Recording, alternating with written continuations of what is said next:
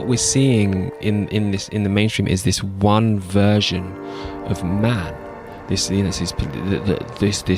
strength and power, which is an integral part of the human experience and an integral part of being a man. And I think sometimes when we talk about men's work, or we talk about work with men, sometimes we can shun that side and say it's not just about being strong. Being strong is an integral part of being a human being, but the other side of it that men aren't experiencing is the vulnerability, is that those two things are actually inseparable.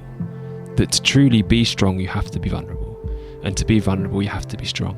But all we're seeing is just a war culture of strength and power. And that's what men do. They break things down and they blow things up and they shout louder. And so that's just constantly being replayed to us over and over again. And there's no space. We just do not see it anywhere of a man being vulnerable, you know?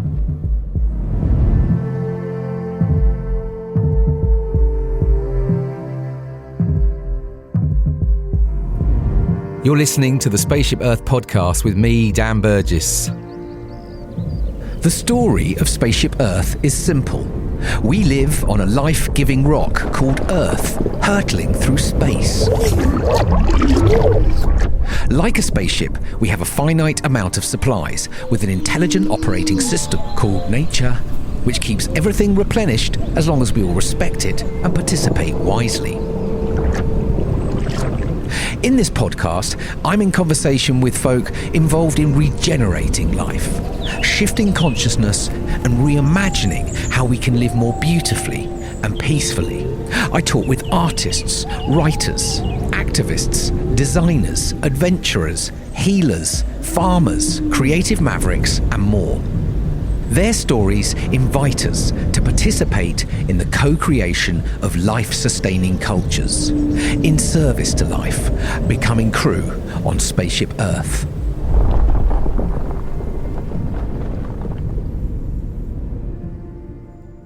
Greetings, Earthling. Welcome to the Spaceship Earth podcast. This is Dan, your host and guide. Thank you for tuning in. It's always an absolute pleasure to host you here. I'm going to keep this introduction much shorter than usual, as this conversation is a long one, but it is, I think, a wonderful offering full of insight, curiosity and fertilizer for these unravelling times we find ourselves in. I'm in conversation here with Mark DeLissa, a poet, artist, guide and youth mentor. Mark is a friend, a vital part of the Becoming Crew Action Learning Collective, someone I've been getting to know over the last few years, working and journeying together as learning guides and through holding nature-based rites of passage on the lands around Bath and now at our new home at Ghostwood Down. In recent months, well in fact it was last month in September, Mark and I hosted our first overnight young men's gathering on Ghostwood Down, where we convened around the question, what does it mean to be a man? And we speak to this experience in this episode. This conversation was recorded in the Spaceship Shed on a Sunday afternoon. It's a rich, open, deep, meandering, playful, reflective conversation.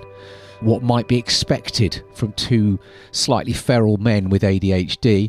It's a riff around being alive in these times, about masculinity, vulnerability, creativity, imposter syndrome, grief, loss, and love of life on this mysterious planet, and all the possibilities of being alive on Spaceship Earth if we can keep staying with the trouble and discomfort with compassion, humility, and open hearts. It was also a chance to honour the launch of Mark's first book of poetry, Ashes to the Breeze, and Mark shares a few poems in this episode. I really hope you enjoy this conversation. It was an absolute joy to host Mark. If you do appreciate it, please share with someone else who might. Drop it in a WhatsApp or post it on your socials or mail it to someone.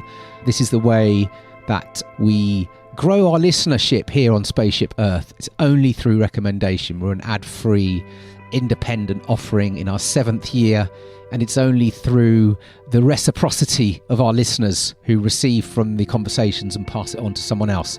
That's how this life on this spaceship works. So please do, if you're receiving, please pass it on. Leave us a comment if it's speaking to you, drop us a mail, sign up to our Substack, which is becomingcrew.substack.com. Then you'll get every episode. You'll get information on gatherings that we do on the land, online events, all into your inbox. We are also now open for registrations for the 4th year of our 5-week winter learning adventure called Into the Dark. It's a 5-week journey for embracing the darker times, which kicks off in January, and you can find info in the show notes. Right, let's cut to it. This is the Spaceship Earth podcast in conversation with Mark the Lisser. Enjoy. You're listening to the Spaceship Earth podcast with my dad, Dan Burgess. Do you know what? I recorded the conversation on Friday, and it was someone I'd actually met at Plum Village, and a couple of years ago, and I decided to start our conversation with the bell. And I think actually it's quite a nice thing to do. So would you mind if I just kick us off with a bell? Down for the bell, man. Yeah, do it. Let's see if I can get the old...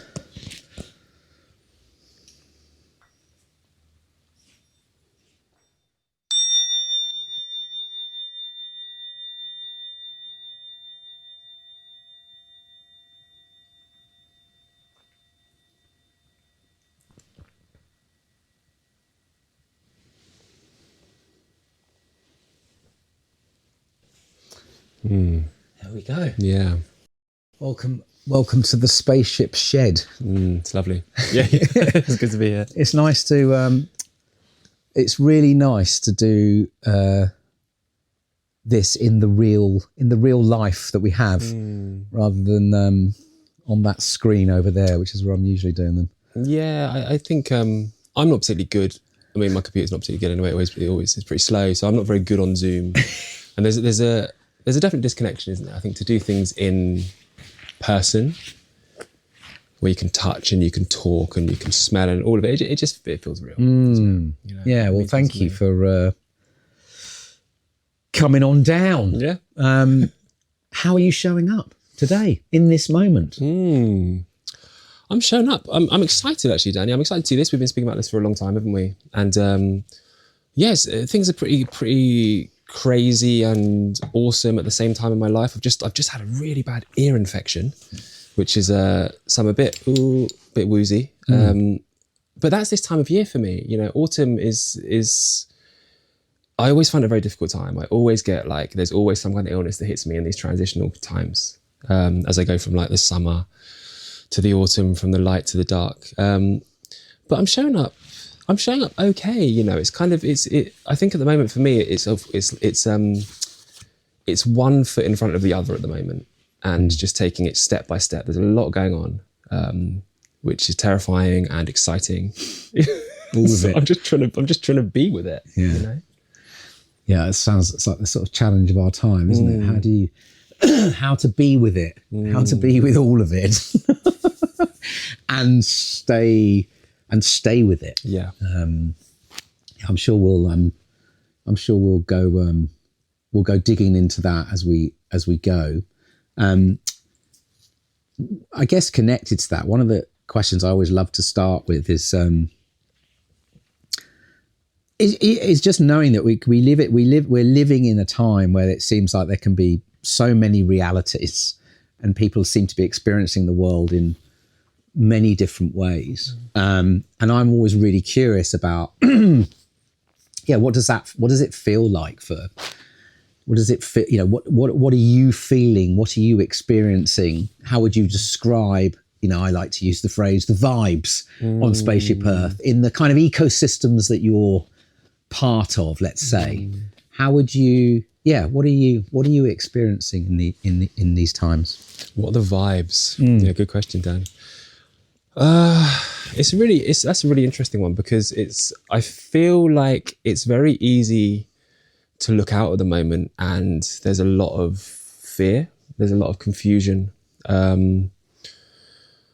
But then at the same time, I feel like a lot of the kind of circles I move in, and maybe just the way that, you know, I'm able to live my life, is there's also a lot of excitement through the cracks. You know, I think I've always been quite peripheral, you know, and always been on the edge. And it feels like a time for us edgy folk now to kind of go, oh, okay, this is, you know, I've been living in, I mean, chaos is maybe kind of a normal state of being, I think, for me. So it's kind of, it's these times that I actually feel like, well, this is, there's a call for change, there's a call for something different. And I don't know what that looks like, what that even is, but it's almost like the cracks are so obvious that there's this almost excitement of like, what can we do? How do we move in those? How do we dive into those cracks? You know?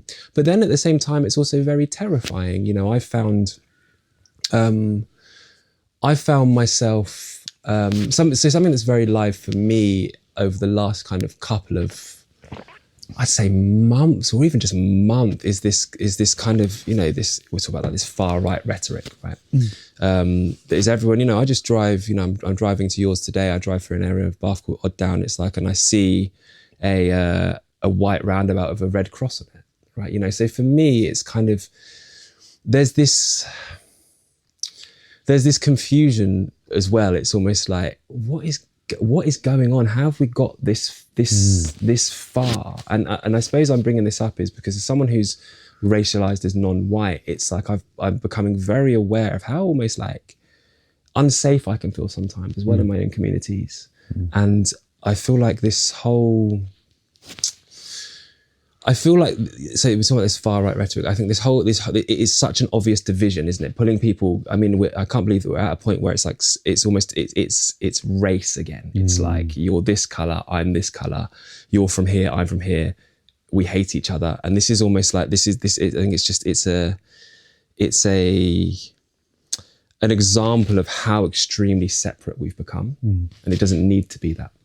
So for me, that's something that I'm quite with at the moment, is feeling weirdly uncomfortable in this world at points and in places. But then again, I feel there's a lot of excitement. There's a bit of movement. People are trying to do things. I mean, you said to me years ago now about, I think we need to make weird moves. You know, and I think now is a time for weird moves, you know, and I've always moved quite weirdly. I think that's why we're mates. That's why we're mates, man. And I think that's why it feels like a time to move weird, and it feels like a time that I can actually step into that. And I feel very privileged to actually have a bit of a platform and to be able to just express myself quite openly in this weird time. Yeah. You know? Yeah, God, I hear you. And I think that's I was really burnt myself out in September. And when I run too hard and don't create any space and just feel like I'm just, you know, responding constantly, I can find myself I can get in some dark places. And I think I got I was really, I had a couple of days towards the end of this week where I just created space for myself. And I really began to notice, I spent a lot of time out actually. It was mainly in the garden, just sort of tending to the patches and composting and getting stuff ready. And I had that time to sort of notice that there is, to what you just said, there is, I know there is some phenomenal things happening, as well as the complete overwhelm of the bigger picture, let's say, or at least the bigger reality that we're presented with every day through the structures but actually really recognizing that there is so much that's opening up. Yeah. And just how to just to remember that there is, it's you know, it's both and and while it's important to have an eye on the big picture. I think it's really important to pay attention to sort of to at least, well, to be very curious. I think actually is not to get sucked into it, but to get curious to exactly what you just said there. Like, why is that stuff happening? Like, why is that division happening? What's at the root of why people are? What is it that's making people want to do that? Do you know what I mean? Yeah. So getting very curious about the bigger stuff, because I think we need to become very curious, and look beyond the, what we're being fed with effectively, but recognizing that there is so many things going on the ground. And I think more people recognizing that they don't actually know what is going on, but that's okay as well. Yeah. But beginning to, to find things, to become, to get involved, start finding the other things that are exploring other ways. So yeah, it's a reminder, like, because it can, I say for me, I can get, if I don't create space, I can get quite sort of weighed down by almost the impossibility, even though I've spent, at least 2 decades kind of trying to sort of recognizing that this thing is eating itself, but can still, that overwhelm can come. So yeah. You can feel very hopeless, I think, and powerless, can't you? In when you get so caught up in the big stuff. And it's in the small, mundane moments of just getting your hands dirty in the garden. That's it. Or, just, I don't know, just looking, raking some leaves or whatever, or just doing your washing up. Yeah. Man, or just writing a poem. Yeah. Or or just reading a book. Yeah. Walking. Yeah, that space is so vital and so important. And I think we're rarely offered that space. Yeah. It's just, we were having a conversation earlier about tech and stuff like that. And it's like we're rarely really bored, and rarely have that time just to see what can emerge in the quiet times. As we're talking now, it's like you got this rain pattering, right? And it's just, if you can allow yourself just to listen to that, man, there's so much going on in that, isn't there? There's so much. It's the breath. Yeah. It's being able to breathe. Yeah. It is. I love tuning into that rain. It's gorgeous. It's like, oh, so I can. We're gonna. You and I can. We can ramble. It's a skill, and we're just getting started. So I just a bit of context for listeners, because I've been wanting to have a conversation with you that we record for some time. We are becoming friends, guides, co-creators, explorers, and over the last few years, really. We've been holding spaces online and on land more recently here in Bath. We've been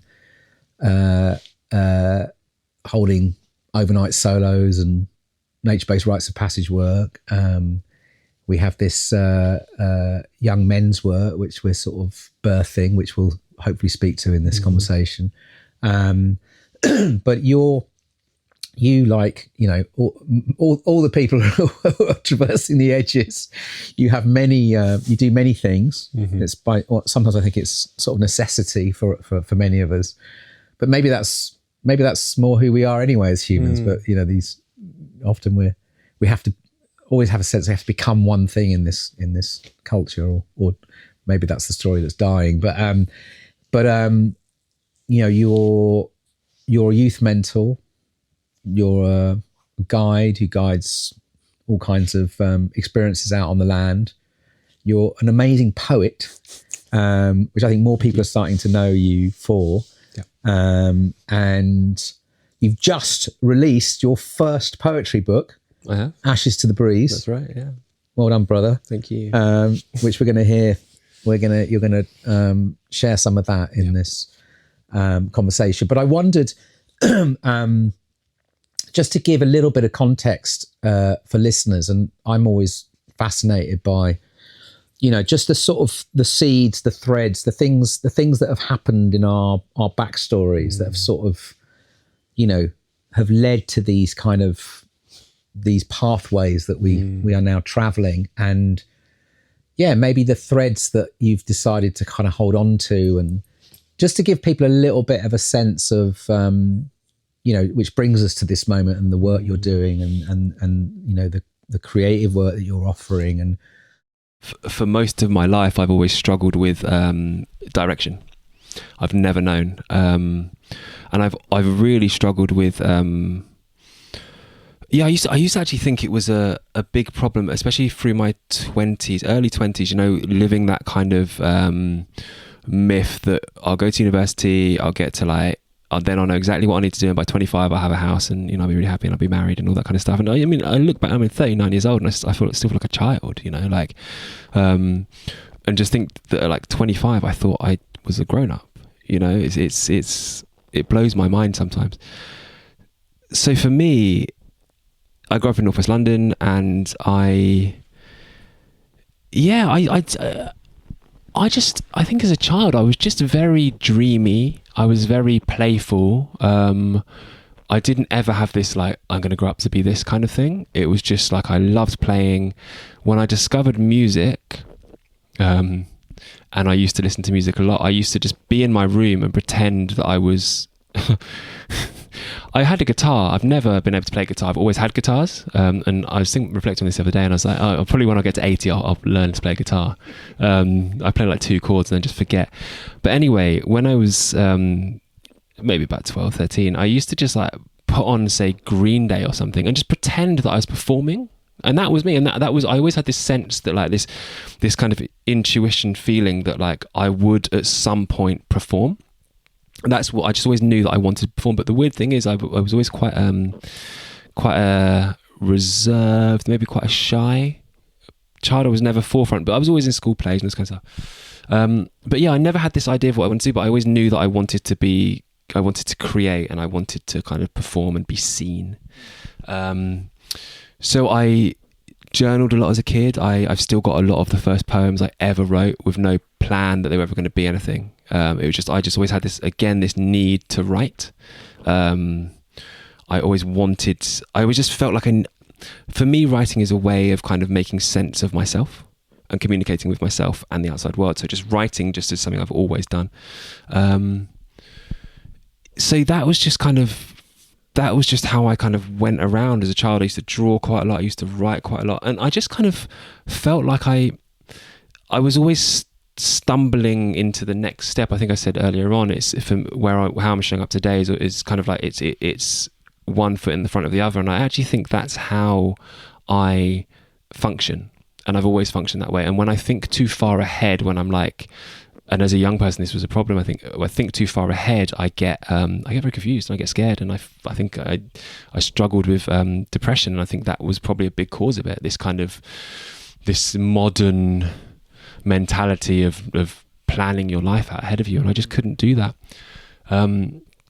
So yeah, I spent most of my childhood in London. When I was about 10, we moved to Wales for a couple of years. My dad opened a restaurant in a little town called Welshpool, and so we lived in Wales, and that changed my life. Living in Wales changed my life because it was the first time that I realised that you could be out in nature and play. And I loved it, and I fell in love with it. And we had this woodland behind our house and this quarry, and I was just always in it. And I really, that opened something up in me that I think is why I'm here now. Living in Wales, just seeing rolling hills, just being able to be outside all the time, not being in the hustle and bustle, the busyness of Northwest London, changed something. And then we moved back to London, and I kind of became a city boy again, just back in the city. I spent my teens in London running around, going to gigs, getting drunk, the usual stuff. And again, I just kind of stumbled through college. It wasn't there was no plan. There was no I'm going to do this. It just kind of happened. I've always been really well held by my friends and my family. I did that. I studied media and film because I loved it. I loved media and I loved film. So I kind of was able to do that. And then when it came to time, what to do next about kind of university, I was like, well, I knew I wanted to get out of London. I knew I needed to go somewhere, and Bath just popped up. Bath was just like one of the first universities I saw. Bath Spa. I did a media communications course there. And my friend was visiting. He was like, well, I'm going to go down and do the open day. Do you want to come? I did. It was the only university that I looked at. Got through my A-levels, got a place at Bath Spa, and now Bath's my home. And I fell in love. I fell in love with the city the moment I got here. It was just the pace of it for me. It was all of a sudden I was somewhere that just felt slightly quieter. It was a kinder place, you know. It was it didn't feel so. I always felt out of place living in London. I always felt I always knew that's not where I should be. There was just this intuition feeling again. I mean, you spoke about intuition earlier, you know, off of this, but like, I think I've always been very guided by my gut and my heart rather than my head. I think my head has always led me in the wrong places, you know.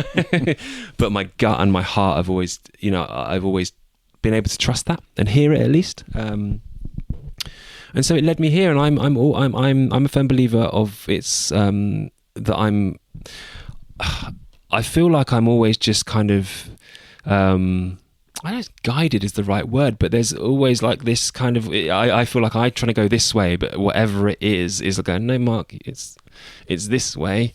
And I'm like, oh, okay. And then I end up there, and it's kind of, and you know, I'm very lucky. I've found myself in places with extraordinary people and extraordinary friends, and I think, you know, we spoke to this earlier, but I've always been a bit fringe. I've always been on the outside. Like we spoke as a teen, it was like for me, growing up in North London, being dual heritage, I found it quite hard to find who I was meant to be, because I grew up listening to punk music, new metal, you know, heavy music, but there was that was almost socially what I wasn't meant to do. I was meant to kind of be a road man and listen to hip hop, and I didn't discover that till later. I have a love for hip hop, I have a love for grime music, but that came a bit later. But as a teenager, you know, I was wearing nail varnish. I was like, I wanted to spike my hair. I was gutted. My hair was curly. I couldn't do that, right? So, you know, race has always been an interesting thing for me. My relationship with my own race has been an interesting thing for me, and my identity and coming to terms with that. So I've always been very kind of living on the outside, I think, not feeling particularly comfortable in the mainstream or what's been expected of me. That has been a really hard path to walk. However, I think now where I am in my life, I'm so thankful that I've been able to do that. And I'm so thankful that I get to kind of do the weird things like guide on land and write poetry and hang out with you know. Like, and you find your tribe, right? You find your other weirdos, right? Like, and I wouldn't be anything else. I'm so happy that I get to be who I am and express myself the way I am. And I think I've needed to. I think there was a point in my life when I was very, I find it quite funny now, is that I express myself through words and I perform, because my mum always said to me, she's like, you were such a shy child, you know, you'd always sort of not say a lot, or you wouldn't put yourself out there. And she's like, she'd say to me, like, I think it's quite interesting now that you're a poet and you want to be seen. And I think I didn't know how to express that part of me. When I was a child, it felt like I needed to, I didn't know, I didn't have the confidence in my own voice. And something me and you have spoken about a lot is this idea of imposter syndrome. Yeah. No matter where I am, no matter what I'm doing, you know, I will always feel like an imposter. And I feel like I've come to terms with that. And instead of kind of trying to shoo that imposter away, I've just gone, look, let's do it together. Come on, me and you, bro. Like, you know, we did it. Hey, you know, and I'm really, that's a nice way of. That's how I had to do it. You know, I kind of, instead of looking at this kind of part of me that is like, no, don't speak to the imposter, ignore it. It was more like, look, this imposter's been protecting me for many reasons. This kind of idea that don't go out, because don't put yourself out there because you might get shut down, or you might get shooed away, or someone might tell you you're rubbish. Now it's more like, so what if someone does? And I can put my arm around that part of me, and we'll do it together. I think I heard this term a while back. It's like, you know, don't cut branches off your tree. You know, and it's this idea that every part of me is valid. Every part of me that has held me back was just doing it to protect me. And I think I'm in a place now where I can accept those parts of myself and go, look, we're in this together. You know, it's like the inner child. It's like, you know, I did a lot of inner child work a few years ago, and it was this kind of, I came to terms with that I can just be the person my child needed, and the but I also need that inner child too. I still need little Mark inside of me. So we hold hands and we go together, right? And that's how I always feel, right? And I'm sure maybe when I'm when I'm older, maybe I'll look at my kind of 39, 40-year-old self and I'll hold his hand and I'll say, we'll go together, you know? And I think we have to accept, if we can, try and accept every part of ourselves. And I think part of my journey is accepting, I'm a strange guy, man. You know, accepting that and accepting the fact that I love to express myself. I think I need to express myself. I need to be heard. And I'm very thankful that I have a platform to do that. And writing has been a great way to do that. And I'm very thankful that people want to hear my words. I'm thankful that I get to be in a position where I get to guide and be around people. But it's been a long journey of I think my journey, if we put it down as thing, is a journey of kind of self-acceptance. And it still will be, it still is, you know, of just accepting myself in always a work in progress. It's always, isn't it? Yeah, completely. Accepting myself, just for me, and I look back over my whole life and there's been a lot of ups and downs, there's been a lot of heartache, there's been a lot of pain, there's been so much joy, and I wouldn't change a moment of it. I wouldn't change a single moment of it because it's led me to here. And through those moments of pain and through those moments of heartache and confusion, it's like it's made the joy and the sunrise so much more beautiful. Yeah, you know, it's lovely to hear, and it's God. There's a lot that comes up on listening to you, but yeah, I think I don't know, just that whole, you know, listening to you talk about that journey, the imposter syndrome, the dark stuff that becomes fertilizer if we allow it to, you know what I mean, if we stay with it or you know, find ways to accept it, and carry it lightly with us along the way. But all of that, you know, I imagine that's something that many people are experiencing, but yet maybe, you know,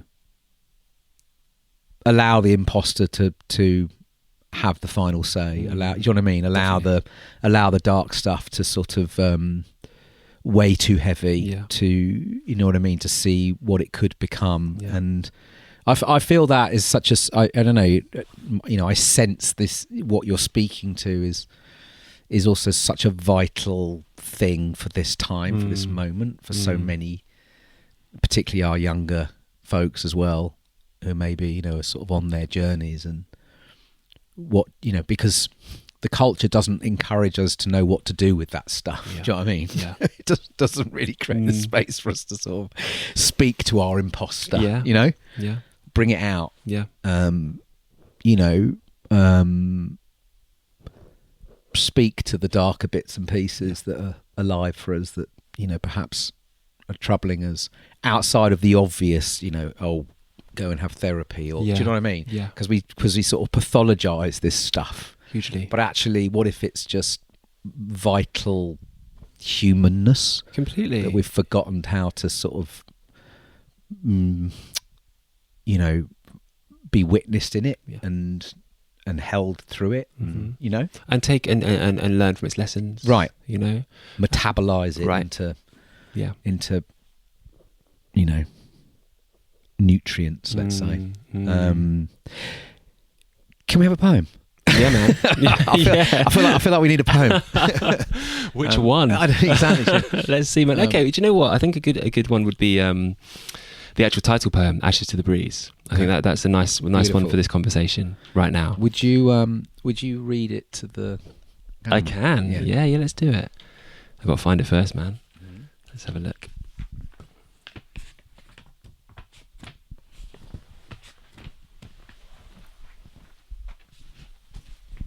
Okay, here we are. So this is the title poem from the book Ashes to the Breeze. And okay. Chasing the wind, swimming upstream, unable to tell the difference between want and need, struggling to keep up with the speed of this earth, the way that it spins and the way that it turns. Throw desire in the fire and watch it burn. Scatter the ashes to the breeze as the trees let go of their fruits and leaves. You must believe that you will bloom again. This cycle has no end. Beautiful. Thank you. Thank you. First of several, hopefully. We'll see. Yeah. So this is it's just been published, right? Just been published in about 2 weeks, 2-3 weeks. Yeah, out in the world. Yeah. So tell us a little bit about this creation. Yeah, it's I think I'm more shocked than anyone that it's in the world, if I'm honest with you. The imposter speaks. The imposter speaking. But it's got my name on it, so it's fine. I'm super proud of it, man. I'm super proud, and I'm starting to really own it and accept that it's like, hey, man, this is me, and this is kind of a good friend of mine, a poet friend of mine, Kerry Baker, said to me really recently that this is my life's work up until this point, right? You know, this is all the culmination of my creativity is put into this point, and yeah, what is it? It's been in my sphere, you know. I think it was like February 2024. I found out that it was going to be published through Cogito Publishing, and so it's kind of been this long process of waiting, and now, like 2 weeks ago, it's been birthed into the world and it's here, and people are buying it, and you can walk into a bookshop and buy it. But this whole collection, I think, really speaks to I think the power of renewal, the power of I think the human spirit, and my own journey of everything we just spoke about, of acceptance, of coming to terms with yourself, and maybe not having to change anything, you know. And there's and I think, yeah, there's grief and there's joy, and it's there's waves, and I think, for me, so much of that has happened in my life through a deep and meaningful connection with nature. And I think this book really speaks to that, you know. So that it's so many of the poems are reflected in the natural world and have been written through my experience of nature, and that kind of our internal landscapes reflecting the external landscapes, and the external landscapes reflecting our internal landscapes. Yeah, there's 38 poems in there that really speak to all of that, I think, and the whole human experience. Beautiful. I'm excited to dig into this offering. One of the things that, like, you've been doing a lot over the years is working with younger folk. Yeah. Through mentorship and mentoring. And can you tell us a bit about, how did that all sort of emerge, and then maybe we can speak a bit about the work that we're bringing into the hills of Bath. The foothills of Bath. Yeah, like everything, Dan, it just happened in my life. There was no plan. I kind of knew. So I came out of university and I had no idea what I was going to do. You know, I graduated and I worked in retail. I worked in bars for a long time. And yeah, I had no real clue what it was that I wanted to do. But I had this feeling that I wanted to work with young people. You know, my mum was a TA in school, teaching assistant in school. So all through my childhood, my mum had worked with young people, specifically young people with special educational needs. So I think that was a seed that was planted in me. I'd seen the incredible work my mum had done with young people, and I don't know, there was something in me that knew, and maybe from my own story as well, that knew, I think this idea of maybe becoming what I needed, you know? So yeah, I was working in bars, and just by pure chance, I saw a poster for the Black Families Education and Support Group, are a wonderful charity based in Bath, and they were looking for volunteer mentors. And I was like, okay, well, I've got no experience. Maybe I'll try that. You know, volunteer. That's a good step in. That's what you hear a lot of the time, is you need to volunteer first. You know, so I did. I put an application. I got a volunteer. I started volunteer mentoring young people through the organisation, and then, you know, cut to maybe 6 months later, I was working for the organisation. I was running a Saturday supplementary school. And they're a wonderful, wonderful charity, and everyone that works for them. And Jason Pegg, sort of the development manager there, became became a mentor for me, probably my first mentor. I had no idea what I was doing, man, honestly. When I first started working for this organisation and I was going to meetings in schools to support young people, I had no idea. I was just thrown into this world of like politics of school and I just wanted to support young people, but it was a real baptism of fire, and I learned a lot, and I was able to through mentoring young people, so specifically black and minority ethnic young people, mainly boys, and then running this Saturday school and working with about 15 to 20 just so inspiring, incredible young people, probably about 12 to 18. We had this group who, this was back in maybe 2014-ish. So I still see some of these young people around Bath, and they're in their 20s, and they still come up to me and still talk to me, and it is like some of the most, that's the thing about this work I love the most, is seeing the young people when they're older, and the fact that they still want to talk to me, and some of they're so inspiring.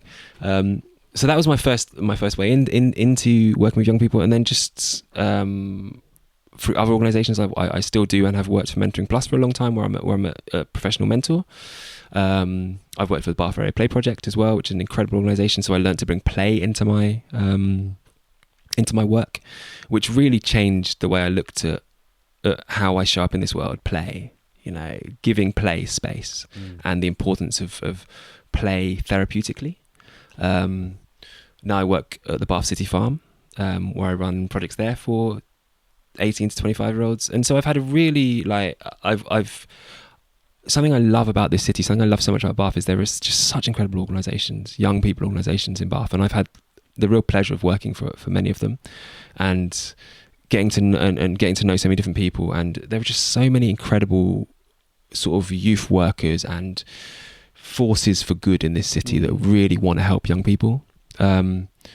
And just through the years, it's been probably about 12 years I've been working with young people now as a mentor, or in different capacities. And I couldn't imagine doing anything else now, if I wasn't working for young people in some way. Yeah. And it's a two-way relationship, man. I've learned so much about myself working with these young people. And especially, like I said, most of my work has been with young boys and young men.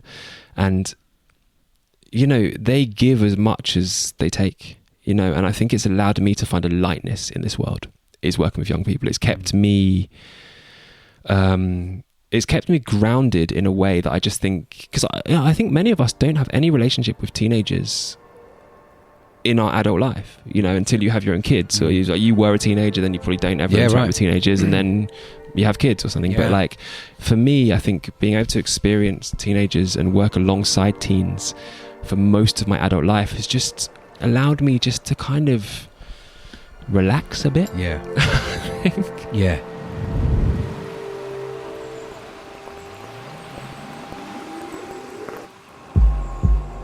There are two stories on Spaceship Earth, a passenger story and a crew story.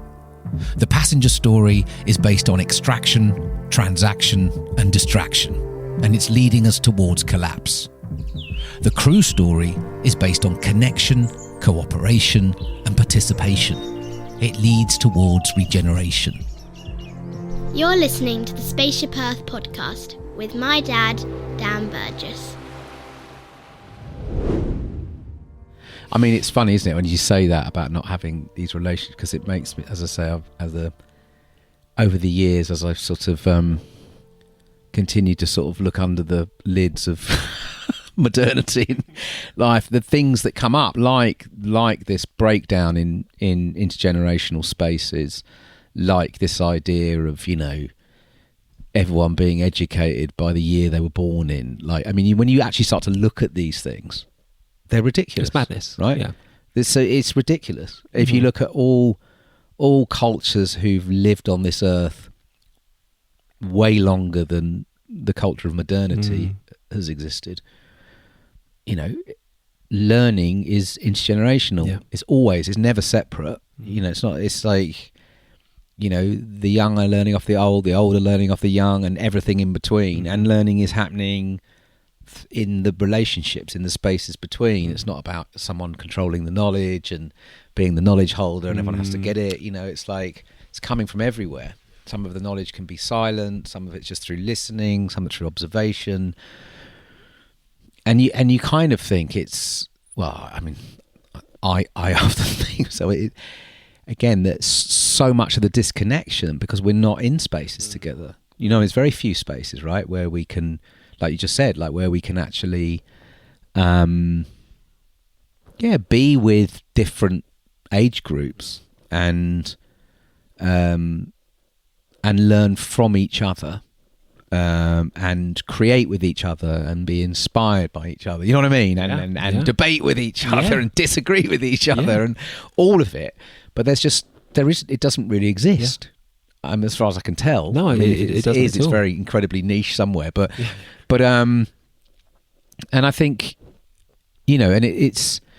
Maybe I should speak to the work we're trying to do and have been doing, you know, because I remember, like, you know, I went on this vision quest whenever it was 2.5 years ago, and a lot happened in those 4 days and 4 nights. But one of the very strong things that I left that Snowdonia with was this real strong sense of a need to think about how to serve a younger age group, not really knowing what or how, but through the type of work that we've been beginning to offer through the Becoming Crew work. What would it look like to try and intentionally serve a younger adult group? And do you remember we came back and I think got together with all, you know, our base camp crew, and we put together a day on the land, do you remember, with a mixed group? Yeah, it was incredible. Mixed group. Yeah. And it was a beautiful day where we listened and, you know, connected and sat in the woods and wrote poetry and sat around a fire and just listened, didn't we? Yeah. Really, it was a listening and expressing day. And it was so powerful. And out of that, you know, then sort of thinking about, well, what could a program look like for that age group, and actually try to find some backers for that work. And it was incredibly difficult. Went down a lot of different rabbit holes with some possible foundations. And anyway, long story short, I think it was the start of this year, a series of things, signals, I would call them, from possibly from the universe and beyond, but about paying attention, you know, about younger men. Sort of thinking about younger men, maybe younger men maybe that's where the attention, you know, might be at this particular moment, and we met, didn't we, and talked all this through, and then in the classic. Well, we better just do something, because otherwise it's just conversation. So Dan, isn't it? Yeah. Yeah. So, all right, let's do something. And so we ended up doing this gathering, didn't we? And what the invitation we made, the invitation was 24 hours on the land, 18 to sort of 25, 26 years old was the sort of age that we're kind of focusing in on. And the question we put out was, what does it mean to be a man? Yeah. That was it. Simple. Yeah. And by the way, heavily caveating that Mark and I don't know. We don't have the answers. It's more for us, wasn't it? But we had that, you know, I guess it was an opportunity for us to sort of bring together a group of young men, and again, knowing, I think, you know, our work out on the land and sitting in council and solo time and just connection and space, that there's a lot of power in that, and possibility and potential. And so we gathered a group, didn't we? And we did that. And it wasn't, when was it? It was a couple of months back now, or 6 weeks ago maybe, I think, maybe. If not, 5-6 weeks ago. But, and I haven't seen you since, to be honest. I think that was the last time we met. Last time we met, you know, but I mean, that was a pretty extraordinary experience, wasn't it? It's incredible. You know, and like what you were saying to that, for me, you know, as you were saying it, it's just how much I received through that experience, which I wasn't quite expecting. You know, It was very humbling, actually. It was that energy, wasn't it? For me, I think it was. Like you, I just wasn't thinking about myself in the picture and what I would receive, but just being around that sort of 18-year-old, 19, 20-year-old energy was just so inspiring and so reinvigorating, actually. Just the way they view the world, the way they climb trees, with no regard for danger. I was like, health and safety. And just the curiosity and the openness and the willingness to take that journey, I think, was just so inspiring for me. And the conversation, I mean, some of the conversations we can't repeat on the podcast, I'm sure, but and the laughter, and and it's the thing I love so much about working with young people is it's almost like just before you get jaded, right? So they haven't, I feel like they haven't got that world weariness that sometimes we pick up in our mid-20s, and that was, just to be around it was just, it was medicine I needed at that time, for sure. It's because it's made me, because I say, I left that experience, well, it was a big boost in terms of like what that combination of land, connection, community, spaciousness for some self-expression, spaciousness for you to show up with whatever you want to show up with, no agenda, no kind of, no solutions, no sort of fixing. It was very emergent what happened in that 24 hours, and it also, for me, what was fascinating was like the sort of almost the entanglement that began to happen with the land, and then the weather, and then do you remember the storm we had, and how it, I don't know, it felt almost that it was all, it really did feel like there was a sort of becoming that was going on, that wasn't just sort of what was happening between the lads and us, but the land, and then some of the run-ins with other beings, and then this storm that came in, and the full moon as well. Do you remember the full moon the night before? That's incredible. We sat and ate dinner watching the moon. Yeah. And it was just something really, like, for me, there was something really extraordinary about that, because we hadn't really, we hadn't overthought the process at all, and there was quite a lot of edge around that. But actually, there's something again about trusting the land, the moment, the place, and that. And I don't know if it would have been as emergent with a group of older adults, for example, but there was something about the trust and the energy of those younger men. I don't know, do you know what I mean? That felt like they were up for just sort of seeing what might happen. Definitely. And I think with the storm at the end, like, reflecting on the storm, was, the roundhouse had no roof, so we had it's got a roof now. It's got a roof now. If you want to come to visit, yeah, it's great. I haven't seen it myself, but it was a torn parachute, right? And this storm, the day started pretty nicely. It was a pretty clear day, and then we watched this storm come in, and we'd invited the young men to sort of go out on the land, and I think a bit of solo time, wasn't it? Yeah. And then literally the moment we'd kind of done that, me and Dan had just started walking back up to the roundhouse. Like, this storm was the mother of all storms, right? It came in, didn't it? It was so heavy, that rain. And I was worried. That you'd have this, one, someone might be up a tree and get struck by lightning, or that, it's going to ruin their experience. Like, oh, they're going to hate this, going to be soaked. And the crazy thing was just how I was reflecting with a young person after, so one of the young people that came along to it, and we were reflecting on the storm, and he was like, I loved it. He was like, I was soaking wet. I just stood out in it, and it was that permission to just be in it, and their willingness just to be in it. Like you said, I wonder with a group of adults if it would have been like run and hide, you know. And I remember there's a point sitting in the roundhouse afterwards when the rain was just still coming in and we were trying to do the closing reflections, and I was just sitting there and it just the water was just pouring on me, just pouring. And I was just like, there's not many times in my life that I would just sit there and just let it happen. I was like, there's nowhere to go.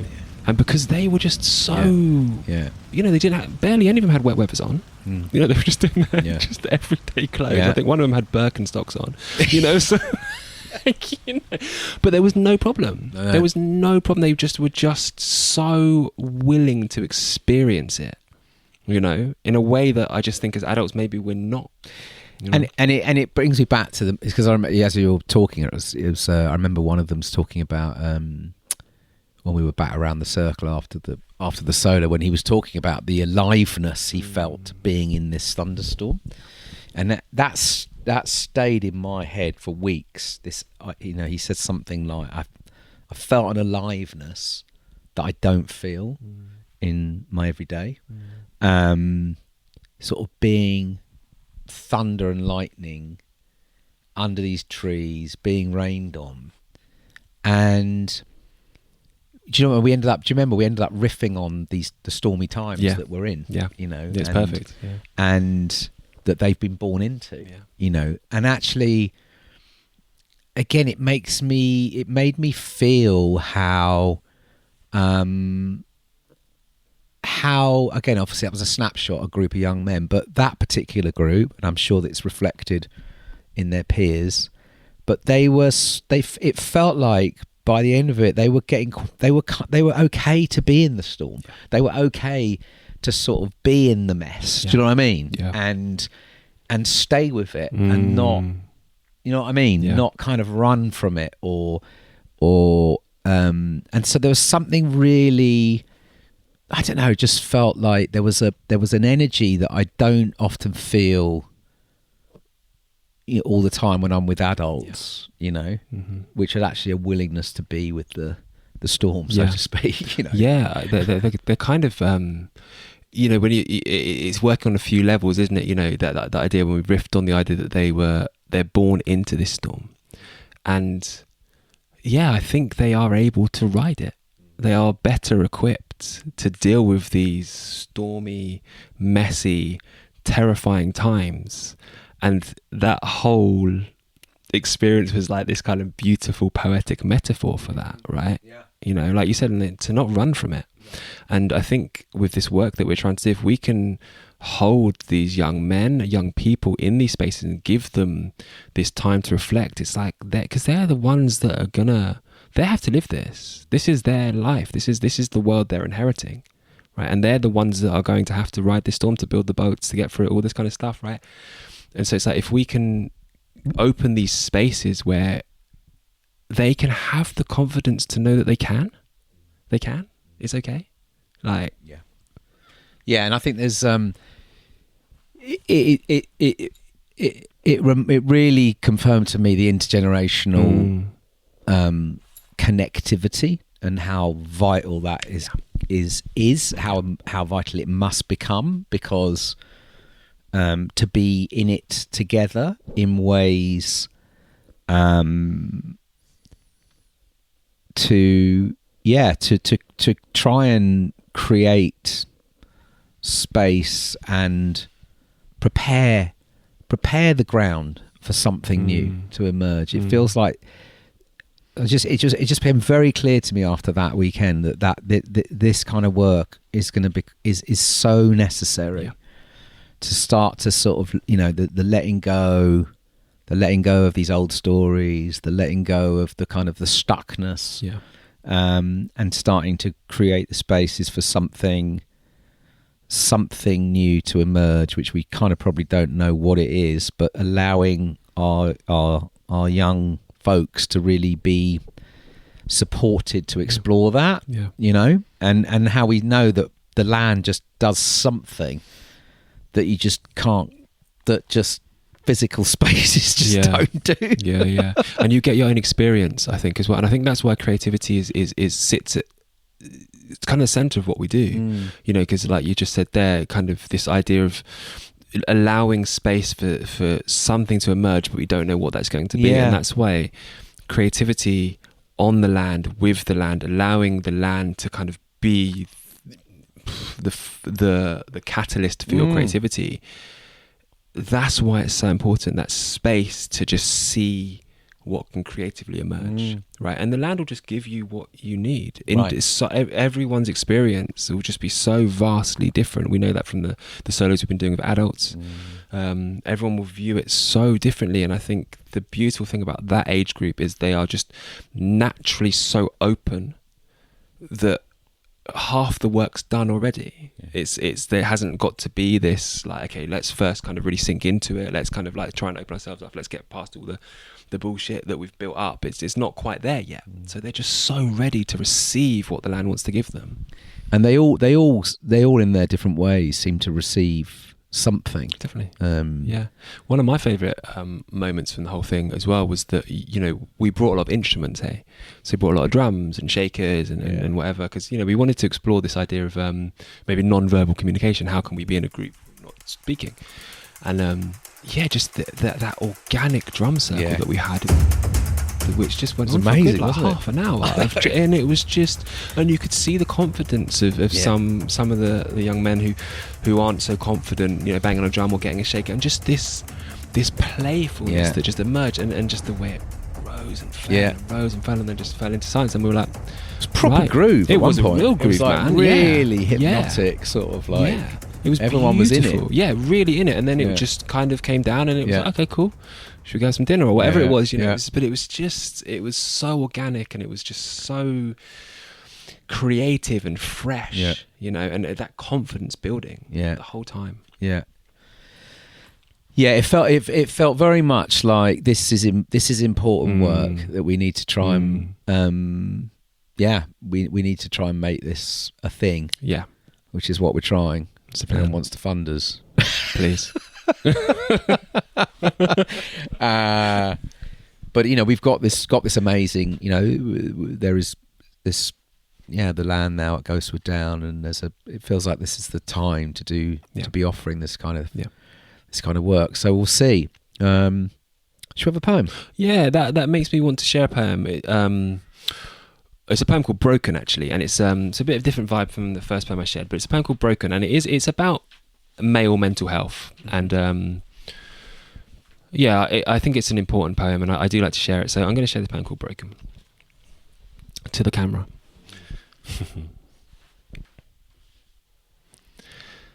Broken hearts need help to mend, and broken boys become broken men. So is it any wonder then that we find ourselves wondering why in the UK so many men aged 45 to 49 decide to take their own lives? And death by suicide is on the rise for men under the age of 25. But dry your eyes, because boys don't cry. Boys are tough, boys man up, boys strut about not giving a fuck. Unable to express themselves, unable to reach out for help. Things that we might take for granted, but for most guys that's where the problem started. And there's no quick fix. This trauma's generational. Our grandfathers were told stiff upper lips, there's no place to get emotional. So our fathers were taught that not to talk was the only way to cope at all. We bury our emotions deep under jokes and banter. The only feelings that most of us are capable of expressing are rage and anger. We don't show our weakness, we might get torn apart. We don't share our tears for fear that they might expose our broken hearts. But gender is all about personal identity, or how it's constructed socially. There's more than one way to be a man. We don't have to be how we've been told to be. We don't have to behave how society expects us to behave. If we could just take off our masks and show our true face, if we could be open and honest and experience our pain, if we weren't so scared of fear, guilt and shame, maybe more men would live to see another day. There's got to be a better way. Because broken hearts need help to mend, and broken boys become broken men.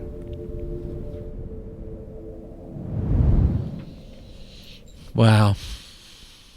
Beautiful. Thank you. It's making me think about lots of things, but I guess on this men's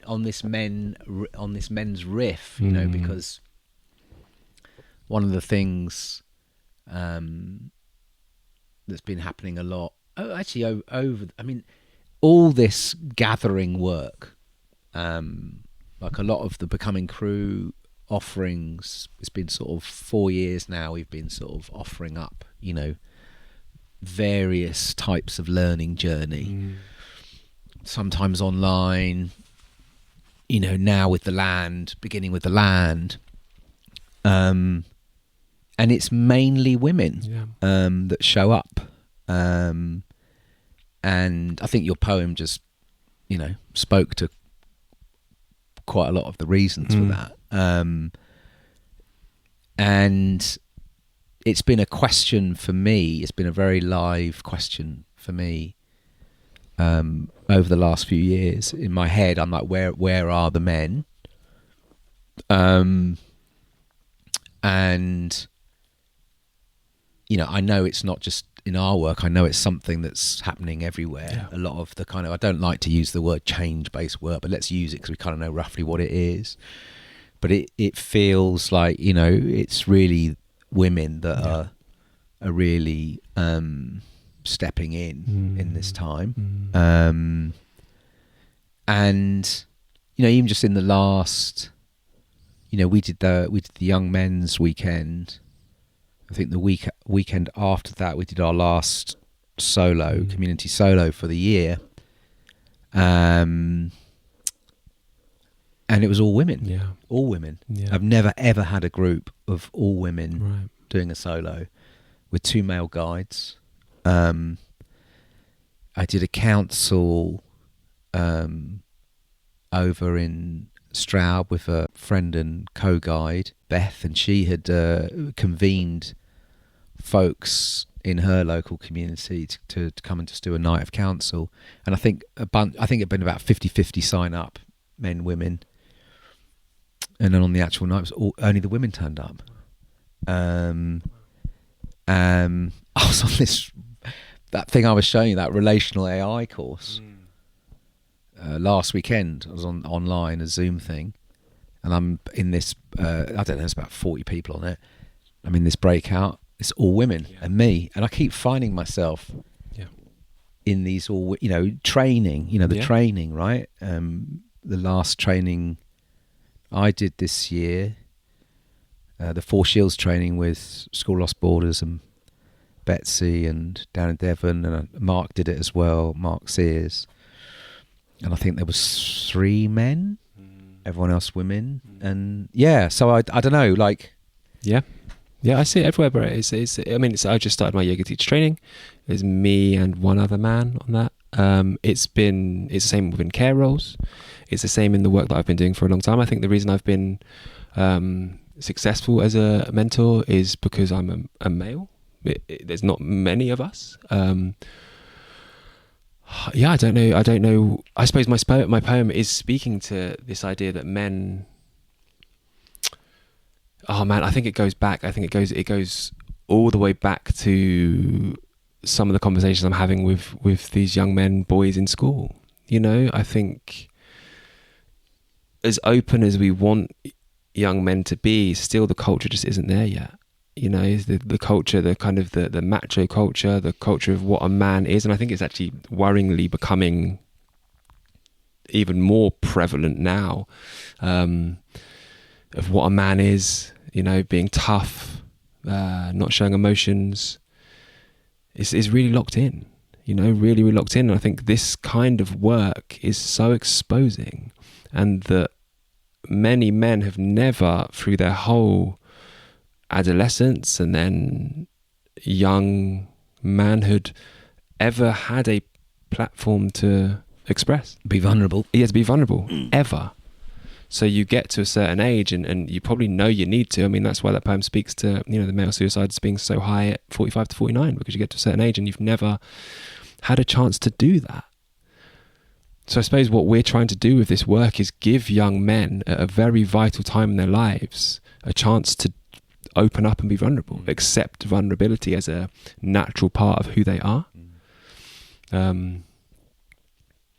So I think it's very difficult to find maybe an older demographic of men wanting to,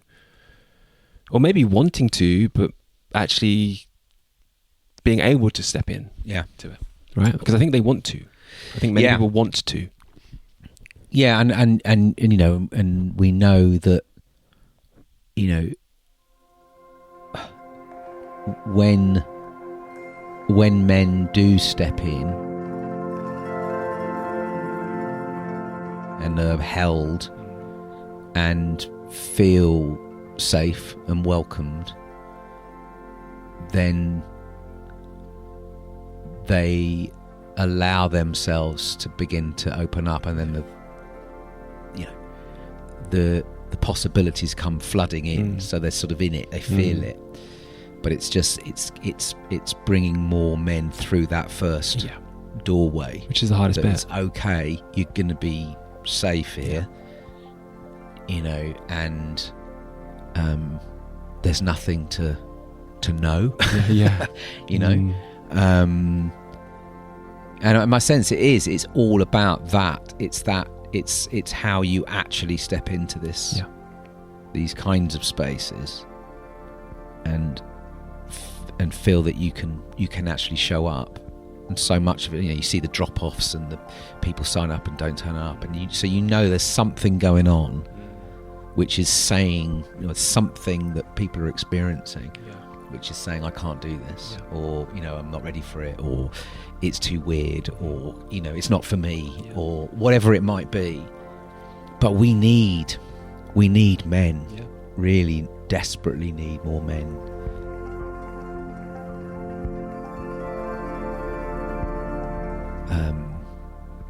You know, staying with this moment, with the discomfort, right? And so I think, it's there's all kinds of hypotheses and thoughts of why, but as you know, it's like, I think as the young men showed us that weekend,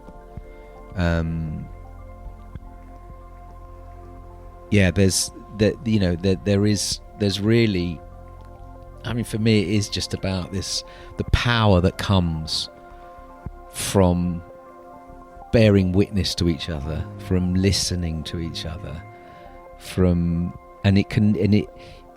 what was beautiful about that particular weekend was saying that it's not, you know, there's no expectation. Some of the lads said very little. They're offering through other means beyond words. You know what I mean? Just being part of the circle. That's it. Like you said, just being holding witness to other people. That's it. It's just enough. That's it. You know. And I think I that's the thing I would love to be able to sort of communicate that more to other men. Yeah, and there's nothing to actually be done as well. Like you said, there's no expectation. Yeah. You know, nothing needs to be fixed. Nothing needs to be built. You know, there's nothing. Exactly.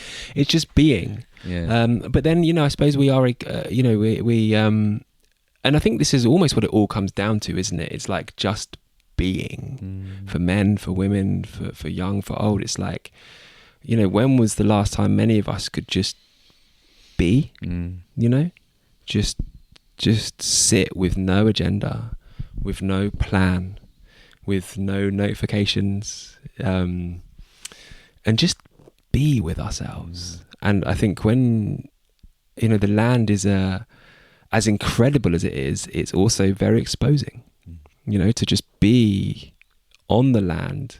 I mean, there's rarely that I'll do that and not come and find myself in tears at some point. You know, at some point, for no seeming reason, but because for the first time in maybe a long period of time, I've had a chance to just drop everything and actually just see what's churning underneath, you know, because there's a lot churning for all of us. Which just shows how much suppression and pushing down and, you know, in the body is happening every single day. And then when you're being battered with, you know, algorithms and that are whipping you along this direction or that direction, or, you know, and political strong men who are sort of telling you that, you know, this is the problem in your life or whatever it is, and you know, all of it is just, you're being filled constantly with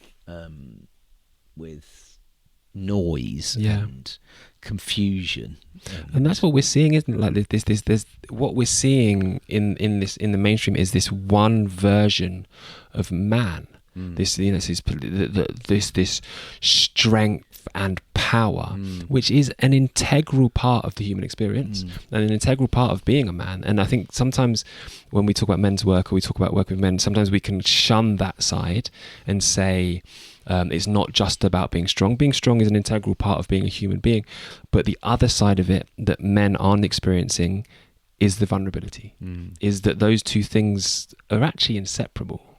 That to truly be strong, you have to be vulnerable. And to be vulnerable, you have to be strong. But all we're seeing is just a war culture of strength and power. And that's what men do. They break things down and they blow things up and they shout louder. And so that's just constantly being replayed to us over and over again. And there's no space. We just do not see it anywhere of a man being vulnerable, you know? Come and spend some time with us and you'll see men being vulnerable. Just me and you and Mark S, you know, just sort of floods of tears, weeping under in the corner. An oak tree. Yeah, exactly. It's not that bad.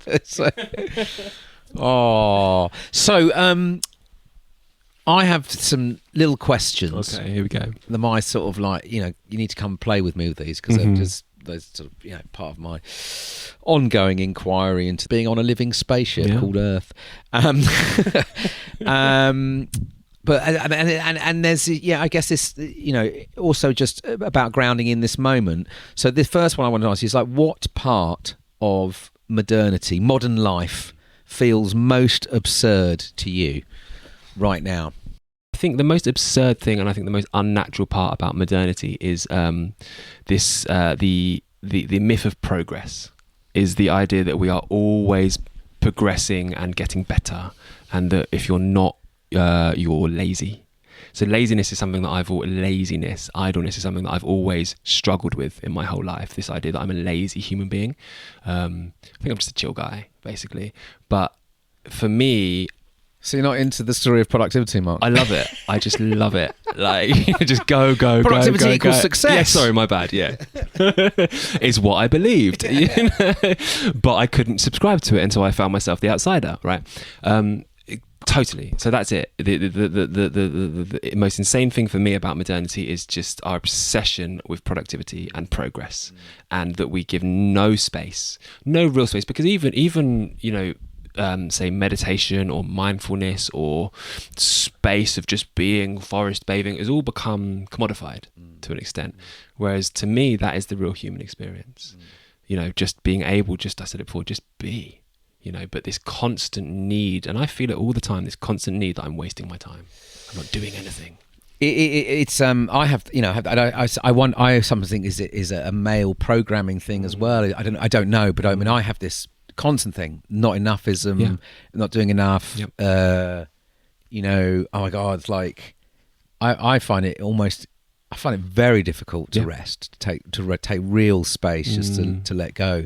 But the productivity thing is insane, isn't it? Because if you think about how quickly that has become the sort of dominant logic of the entire culture, is moving forward, progressing, because somehow the future will be better, right, than the present. And the idea that to do that, you have to be as productive as possible, and that will make you successful. If you think about it, and of course that's all built on devouring a living planet. That's the foundation of this story. Yet we don't talk about. So it's, if you think about it, it's insane that is what drives everything. Time, productivity. They're just sort of these mad stories that actually, I mean, they cause so much damage, not just sort of to individuals' health and to the living earth that's supporting that story, but to the fact that we have these extraordinary, miraculous lives, like just to be born onto this earth. Do you know what I mean? It's like a complete fucking miracle. I don't know what it is. It's like a trillion to something that each of us is have here. A nervous system. Do you know what I mean? Like, but you got to be productive and just go forward, because it's better over there somewhere in the future that we don't really know. You will be better when you get there too. Right. Everything will be better. That's mad that we still uphold that story, and you can see what it's doing to people. It's destroying that sacred life that we have for some story that was imagined by a bunch of mainly men a couple of 100 years ago, that's now, we're living out that, really. Yeah. I mean, it's getting worse. Obviously, it's getting amplified by all this other logic of technology and whatever, but it is bonkers. It's insane. It is bonkers. Yeah. Anyway, thank you for that. No, all day. Yeah. I'm not lazy. Little one. Yeah. So, what's one thing you've learned from being alive on this earth that no school ever taught you? I think, again, it really does tie into this idea of presence and productivity, that, being with the land and with the, I love trees, and I think about trees and I think about tree time quite a lot, and this idea that like my time and the time of a tree is just totally different, right? Like the way I experience time and the way that a tree experiences time are just two vastly different experiences. And for me, being with the land and being with nature and plants specifically, it's that slowing down. School never taught me to slow down. School never taught me just to be, that it's okay to stare out of a window without getting a detention. It's okay. I'm just staring at a bird. I just want to look. I want to be outside. So all of those, I think, the natural world, nature, the land has just taught me just to be. I only truly find presence, I think, when I'm immersed in the land and the real world, and I'm allowed to slow down, and that's not, at school you're on a schedule, you're on a clock, the bell goes, move on, get here, be here, if you're late, it's this. You don't get that. There's no bell ringing out here, and so being with the sunrise and the moonrise and the sunset, those kind of times I want to move with, Yeah, beautiful. Love that. Sometimes I think, is the whole thing just been rigged? Did we design all of this stuff out of modern life specifically because we know that means that you can't be present because you're just surrounded by whatever, and that if we just rewilded everything about ourselves and the communities and the lives, that we would just sort of move into a different way of being, because sometimes it feels so bloody simple, but it feels like the resistance to that is so huge, because it just, that's the end of the productivity machine, isn't it? I mean, if you want to be a productive culture, you don't, get rid of, greater nature. Well, it doesn't fit into the story of modernity, does it? This idea of like progression and that things are better. If we were a bit more kind of in line with just the sunrise and sunset and the movement of the seasons, things would just be a bit slower. You couldn't just keep selling people things all year round non-stop. If we imagine we all just slowed down a bit in the winter. We were actually allowed to. Maybe it's just we took the brakes off, put the brakes on a little bit, and we didn't go to school as much, didn't have to work as much. It's just some idealistic stuff, but like the idea that actually we could move with the seasons a little bit more, and we were allowed to winter. I started this today saying to you, it's like I usually get very ill at this time of year. Yeah. And I often struggle with the winter, and I think to myself, I probably wouldn't struggle with the winter if I was allowed to winter. That's it. Right? If I could winter, I'd probably be all right. Exactly. Well, this is I am. My body is wanting to compost itself. It's wanting to compost my, things this year that just I need to sort of let go of and let decay, and I can feel it. I always feel it about this time. Definitely. And yet the machine's sort of asking me to kind of pick things up and ramp it up. Take Christmas is coming, and it's complete. It's wildly out of sync. Yeah. And what makes it even madder is, as I say, it's the actual Earth itself that's being consumed to sustain this mad logic that makes no sense. Yeah. Anyway, here we are. Next. Thanks for that one. No, pleasure. I've been getting more and more curious about endings, and how we might become more comfortable with working with endings. in our culture in these years that are coming and stuff, because for many reasons. Obviously there's things that are clearly ending, belief systems and ways of doing things. There's, I think, structures and systems that we can start to see more and more people realizing are not, they are no longer fit for purpose, or we've lost our trust in them. And there are, stories maybe that we've been carrying, or, dreams perhaps about our futures. It feels like there's a lot of stuff is ending, whether we like it or not. And then there's stuff maybe that we might want to be sort of letting go of ourselves. And then we're in a culture that seems to be quite phobic of ending. Doesn't really know how to pay attention to it, or so. I guess one of the questions I'm also trying to understand is that it feels like, to what you were just speaking of, if we see ourselves more as living beings in cycle with life constantly, then there is constant endings going on. We're witnessing it now, looking out as autumn is coming, and the letting go just of the trees and the leaves, and the breaking down and the decay in the end is there. And so perhaps there's things that are also ending for us personally. So on that long neurodivergent ramble, my question to you is, what is ending for you? What is ending for me? I just said that because you said, You Mark, could have what is done. ending for you? Yeah, but it just wouldn't have been so beautiful, would it? Boring. A much shorter podcast. It would be a much shorter podcast. We've got time to fill. So if we do. What's ending for me? So it's been a year of I'd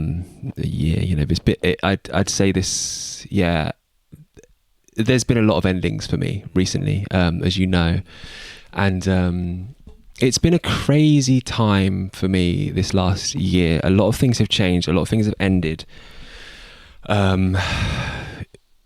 There's been so stories of myself. So at the beginning of the year, I got my diagnosis of ADHD, which was a kind of like it was an ending. It was an ending of a kind of like of a way I thought I was, but it was also the birthing of something new, of a way of kind of understanding myself, being like, okay, so this is how I am in this world now, is I've always been, but this makes sense to me now. So I described that as a kind of grief and relief. It was almost, the grief came of almost like, I've lived my whole life with this, and I went through school, I went through college, I went through university, I went through life really struggling, and if I had known, maybe things might have been different. But the relief was, I know now, and that has ended, and I can birth something beautiful out of this. Obviously, another massive ending for me, as you know, is my mum passed away. It was 2 months ago. It's still very fresh, which is a humongous ending for me. It's an ending of, I think I said to you, I suppose reflecting on our time with young men, and I shared this around the fire, was when my mum passed away, it felt like my boyhood had ended. It felt like all of a sudden I was always my mum's little boy, right? She would always refer to me as her little soldier, and she'd introduce me to people as her little soldier, Mark, my little soldier, and it was embarrassing, man, but that was her humour, right? But I was always her son, I was always her little boy, and I had this immediate sense that when she passed away, that part of me was gone. My boyhood had ended. And then spending time with these young men on the land, it was like literally, I think it was like 2 weeks after my mum passed away, wasn't it? It was really, and I needed it. It was really, and you came to me and you said, you still want to do this? I was like, I need to do this, Dan. And you were one of the first people I spoke to when we knew she was so ill, and you held me so well. So I really appreciate that. It's a big thank you, and but being with these young men on this land and to see their everything we've spoken about, but for me, it allowed me to actually connect back to that time of my life, that early 20s, when life was so tumultuous, when my mum was such an important part of my life because I was so lost, so confused, and it was a part of me that I thought had just died, just ended. But it reminded me, being with them, that actually, like, it might have ended, but it's not so, it's become a rich fertilizer that I can grow this kind of version of myself, it's a bit long rambling ways. Like, for me, I'm in this world now without my mum, which is a really confusing thing for me. It's really difficult because my mum has been my ground, has been my foundation. My whole life has been the person I've turned to whenever things have been chaotic, and has just always been present.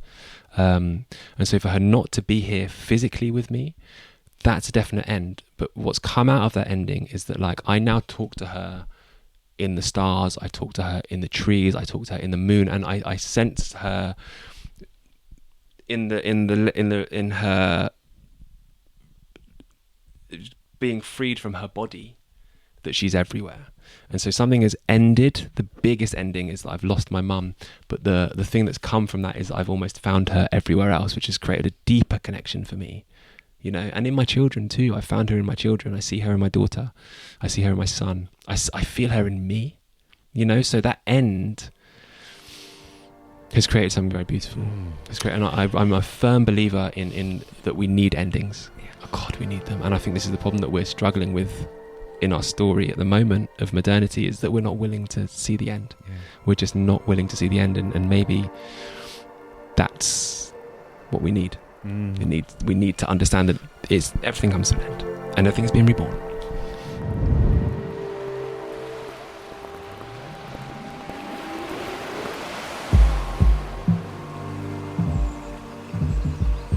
We live on a life-giving rock called Earth, hurtling through space. How bonkers is that? You're listening to the Spaceship Earth podcast. If you'd like to support the running of the Spaceship Earth podcast, head over to our Substack and sign up. You'll get every episode straight to your inbox, weekly writing, plus other crew offerings. We're grateful for whatever you can give. Join us at becomingcrew.substack.com. I love that. Thank you for sharing that. And it's also just, there is something, I think that's the thing, isn't it? When we, because obviously, as you just represented in what you shared, endings come from, things that are happening to us, as we're journeying through to the biggest of endings, lives, right? The lives of those that are sort of dearest and closest to us. And, but there is something in this. Again, maybe it's about what you started this conversation with acceptance. But there's something about when we pay attention and we bear witness to things that are ending. There's so much that can come through that, right? And that's what I see. When we scale it back up, let's zoom back up to the big structures and systems that we're stuck in this.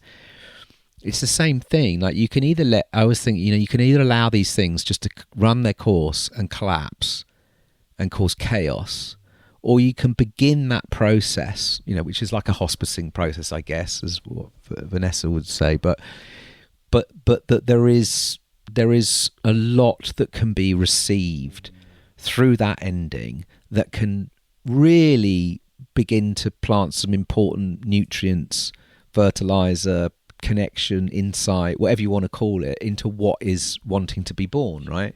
It doesn't have, you know what I mean? It's like, I'm so with you, and that's why this question just fascinates me, because I just feel like the more we become more comfortable with the endings of things, and we see them actually as just beautiful parts of the cycle of life, right? And there's no difference between, the seasons that we're witnessing, the end of the growth season to the end, the end of a human system that's been constructed for 100 odd years, which it's had its day. You know what I mean? It needs to end. And I love when you spoke about seeing your mum in your kids, because I have that experience when my father passed, exactly the same.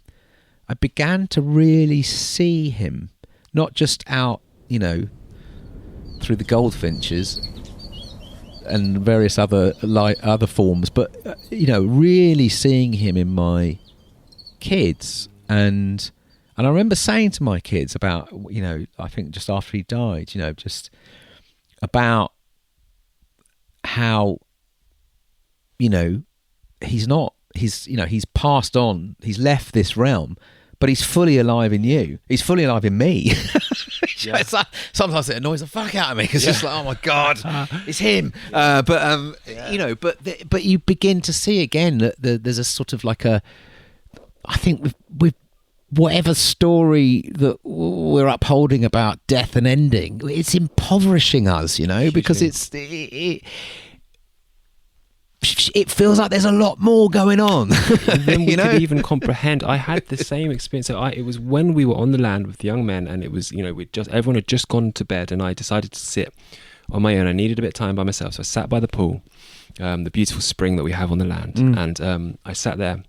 We had the full moon. It was just I think just the night before the full moon. It was a beautifully clear night. I watched the ghost fly over, the barn owl. And again, it was 2 weeks after my mother's death. I was really I had this kind of idea, and I was speaking out loud. I was like, I can't find you, Mum. I can't find you. Where are you? And then I think it was just as a barn owl came through, and I was just there, and I just had that realization of like, she's fucking here. She's me. She carried me in her womb for 9 months. I'm born of her. Like, I don't need to look anywhere for her. And that really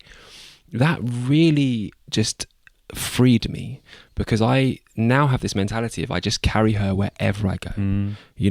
She's always with me, and she's like, sometimes quite frustratingly, it's all not all peachy and perfect, I'm starting to see, but that would, it's made me, I think I really like this idea of, you said kind of like hospicing the endings, because it's kind of one thing I was able, although my mum's death came quite suddenly, I was able to spend 3 days with her by her bedside and watch her leave and be with her as she left. And that allowed me to really begin the process of letting go. It wasn't sudden like that. And this idea that if we could do that on a big scale, if we could begin just to let go, but in a distraction culture, we don't want to do that. And that's why it seems so hard, because we're waiting for the big fall. Right. Whereas if we could begin to just let go gradually, It makes me want to read a poem. Can I read a poem? Yeah, let's do it. Can I share a poem? Absolutely right, mate. Can I share a poem? There's a few. It's your episode. You do whatever you like. I do what I want, mate, actually. There's a few, but it makes me want to share a poem called Alchemy.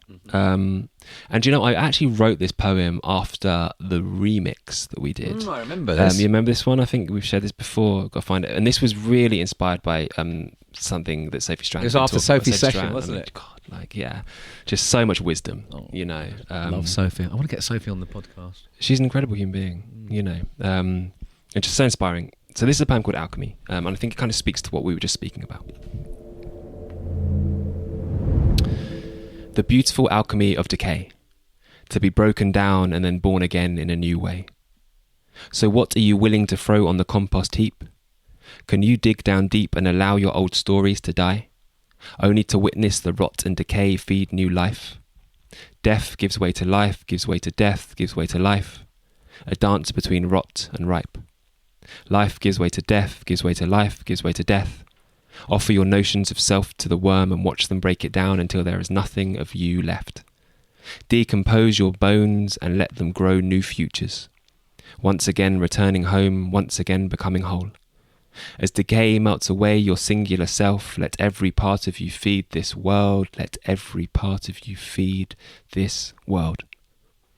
The beautiful alchemy of decay, to be broken down and then born again in a new way. I bloody love that one. I just had to be right back to the remix. A lot of inspiration there. And, it's funny, isn't it? I was saying, just looking out at the rain and the leaves breaking down, and I was in the compost heap yesterday, and I think that's why yesterday was such a clearing day for me, because I was, wasn't just metaphorically contemplating my composting processes, but I was in it, and I come back to it because I feel that this is actually, it's a theme that comes up a lot, and it's a term we hear more and more out in the world, again, in the sort of change-based work. But I do really feel like so much of what is being called for in this moment is composting work. And that manifested, I think, through the work we're trying to do, being on the land, creating the space for stuff to come out, for stuff to be processed, for stuff to be heard, for it to be, and for some of it actually, to be broken down, to be let go of, to be witnessed, and possibly to be added in, just added. So this kind of, when we create space for people to share without judgment, and you creating that, we always create these spaces for just, messiness is welcomed. It's not, you don't have to sort of intellectualize anything, but just the value in expression, the value in hearing people's offerings, whatever they are, whether they are a poem, a sort of confused, mumbling set of thoughts, a heartfelt, grieving loss, a song, all of it is adding to the composting. Do you know what I mean? Of what is required, because everyone is holding so much, and I keep coming back to this because I keep feeling like this is vital work, and it's sometimes quite hard to articulate why it's important, and people think, well, but if you think about it, as we know, that it's through the composting, it's through the layering, it's through the kind of the diversity of things that you put on the heap. Hugely. If you just put the same shit on the heap, and it's not there's that's not going to create healthy conditions for life, and we need to bring aliveness back, because we are numb, so this composting invitation, and what I witnessed, and I know you witnessed, I think we witnessed in the work we do in our little bits of the world, is that magic begins to happen, from what can be a very simple thing, but then things start to weave, combinations, ingredients, connections, things, that you can't anticipate, you can't plan, you can't, but there is well, to your poem, there's alchemy in this process, and we need that, because we don't have answers. Do you know what I mean? And we're not going to get them. We're not going to think our way through this stuff, or talk our way. We've got to sort of feel it and co-create it through our sort of individual. And there's so much fun. I was saying this to someone actually on the Friday gathering recently, on the day, about he was talking about his going back into art again. It's a man, in his late 40s, and had been, like many of us, down the professional route, and in the design industry, and over the last few years just really struggling, because sort of seeing it for what it is, just another destructive addition to this world of consumption and extraction, but also recognizing as a man becoming older in this society, all of these things, how difficult it comes just to hold work down of a certain type, right? And then how much of the his creative side had been suppressed, his artist side, that he'd suppressed, and ignored in order to be part of the productivity story, and then starting to experiment at the moment with that side of himself, giving it time again, you know. And I say this to folks a lot, like, it really matters. Like, we need to be hearing everyone's expressions. It doesn't fucking matter if it doesn't matter what it is, but like, whether it's it's a drawing, or you know, a bit of music, or a bit of writing, or a photograph, or, you know, a piece of land that you're trying to bring, whatever it is, we need to hear everyone. This is so important in this time, to reconnect with those parts of ourselves that this culture has suppressed. Do you know what I mean? Hugely. Because it wasn't deemed as valuable in the productivity story. I think our true voice is our creative expression, whatever that is. I think, you know, we are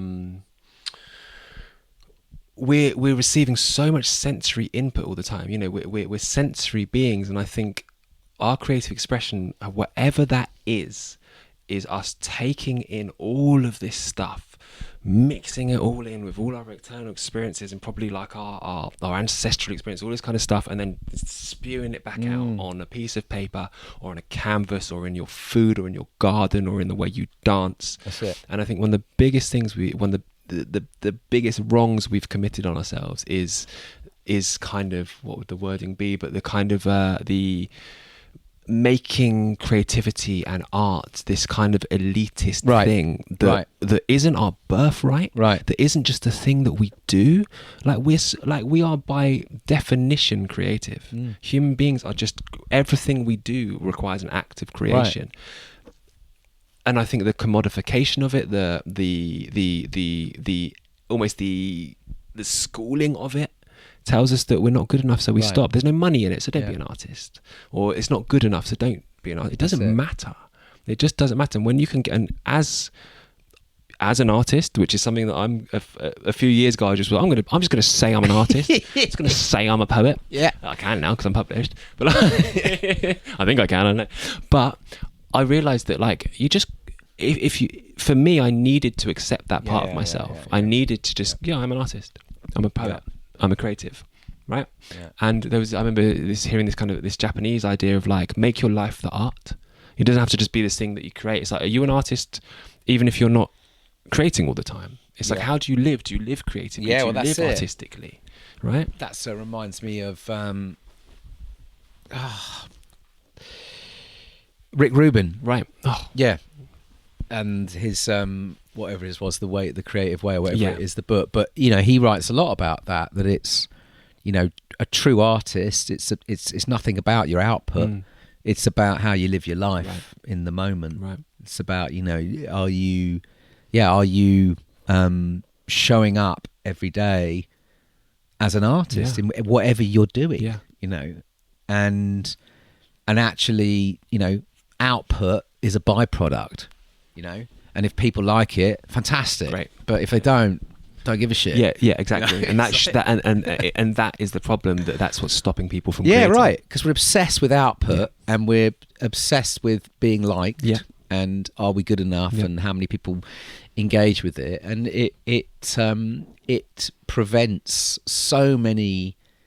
It just it suppresses and it prevents us from expressing ourselves. And I think, you know, these times we I think if we can help each other activate more our unique creative gifts, which we all have, that is a powerful, beautiful antidote. Yeah. And what might happen through that, who knows? But even if it's just to document what the fuck's going on at this moment so that our future ancestors have a slight clue. Yeah. Because at the moment, I'm not sure they have a clue what we were all thinking, because no one's really, very few people are creating. Yeah. Or at least beyond those that are sort of trying to make a living out of it. But I think it's a real moment to go, what was it I used to, when I was younger, what was the thing I used to love doing? Do you know what I mean? Was it taking photos? Was it like learning to cook? Was it like, I don't know, watching film or whatever it is? But like, what was it that I had a passion for once? Yeah. That I used to express myself through. And really becoming more intentional with that.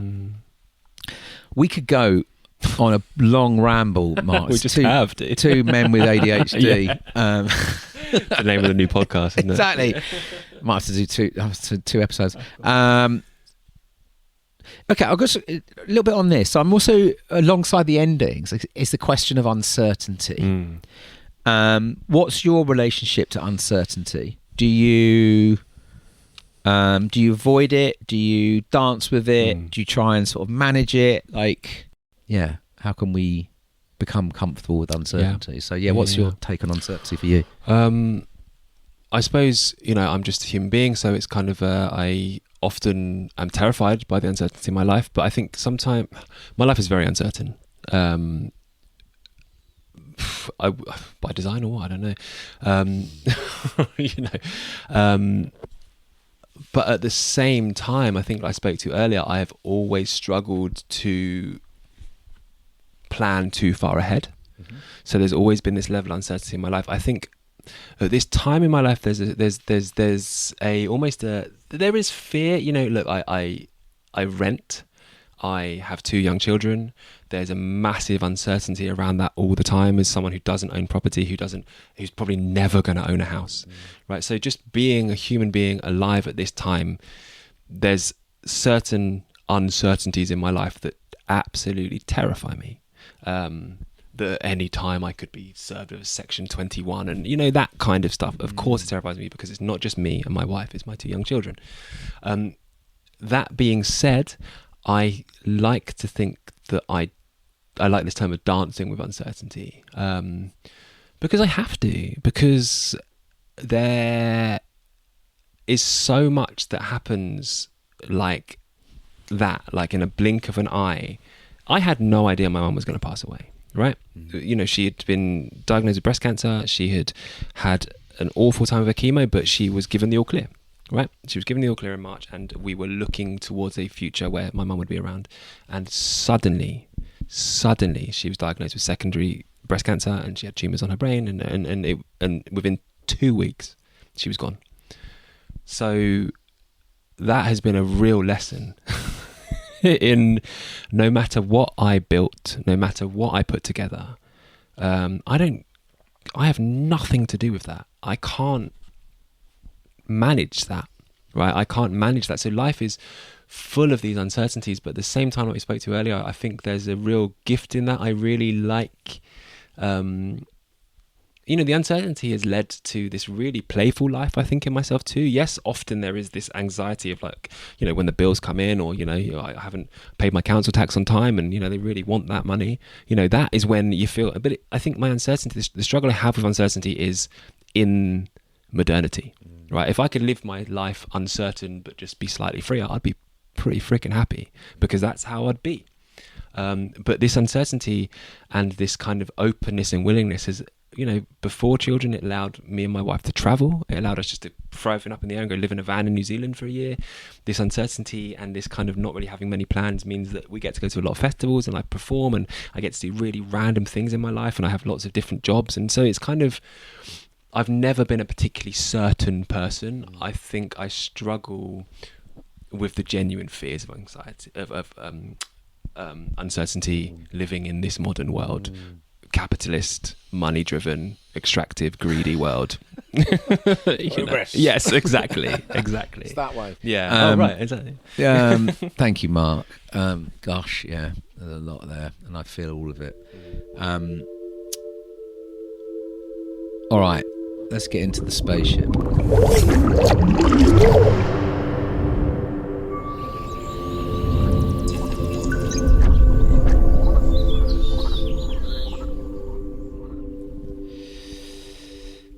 I mean, when did you, or even did you, first realise you were not just a passenger on Spaceship Earth, but part of a crew? Ooh.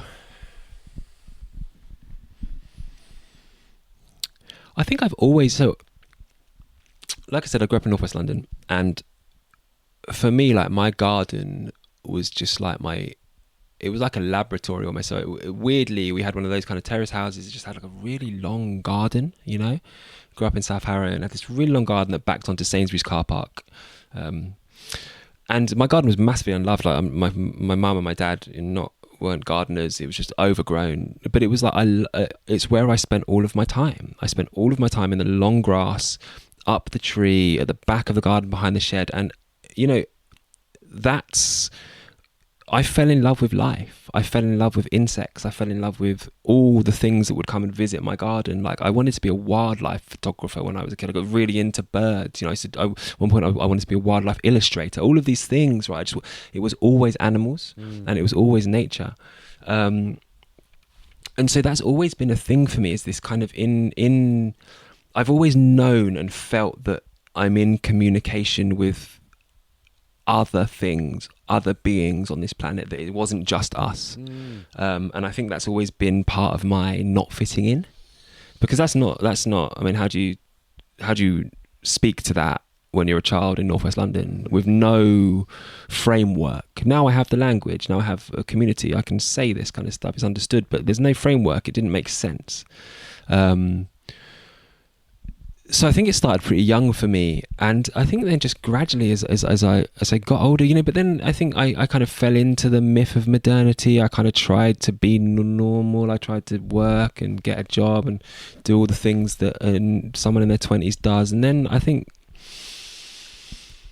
just through the process of letting go, and actually my time I spent in New Zealand was a really big one. I think spending time in just really wild, natural places without many other human beings around, and just seeing the wild nature, you know, the crazy waves on the west coast, or the mountain ranges that cut through the middle of the South Island. And I think just being out there was a real kind of wake-up call that I'm part of just something just really big that is moving without me, you know, but I'm part of this system. And then, yeah, I think just kind of working, you know, being part of Becoming Crew, the work I've done with Change in Nature, you know, all of this kind of stuff is just allowed me to just gradually just fall into this. It's not just us, you know? But we're a vital part of this system too. And I think there's this language, I hear it a lot, you know, humans are just a cancer, humans are destructive, the world would be better off without humans. Like, we are such a vital part of this ecosystem too. Like, and I think that's a story that could be rewritten as well and re-understood, is that, you know, we are just as vital and just as we're from this, we're as much as from this, as I always go on about the trees, but everything else, like, we're made of this stuff. Everything is earth. Everything is earth. Yeah, exactly. Yeah, beautiful. I love that. Thank you for that. I ask these questions because I love just adding more layers to this metaphor, this story, and I love listening to how different people see that relationship, right, with this living earth, and what it is that shifts things. Do you know what I mean? What is it, the things that help us see ourselves as not this little, you know, consumer self, but see ourselves as part of something. So continuing with the metaphor of Spaceship Earth, what part of the spaceship feels most damaged or broken right now to you? Okay. What part of the Spaceship Earth that feels most damaged or broken to me? The human crew, really. Us. Put quite simply, yeah. I think us. I think we've. This why this metaphor is so beautiful is because I think we've forgotten that we are on this ship.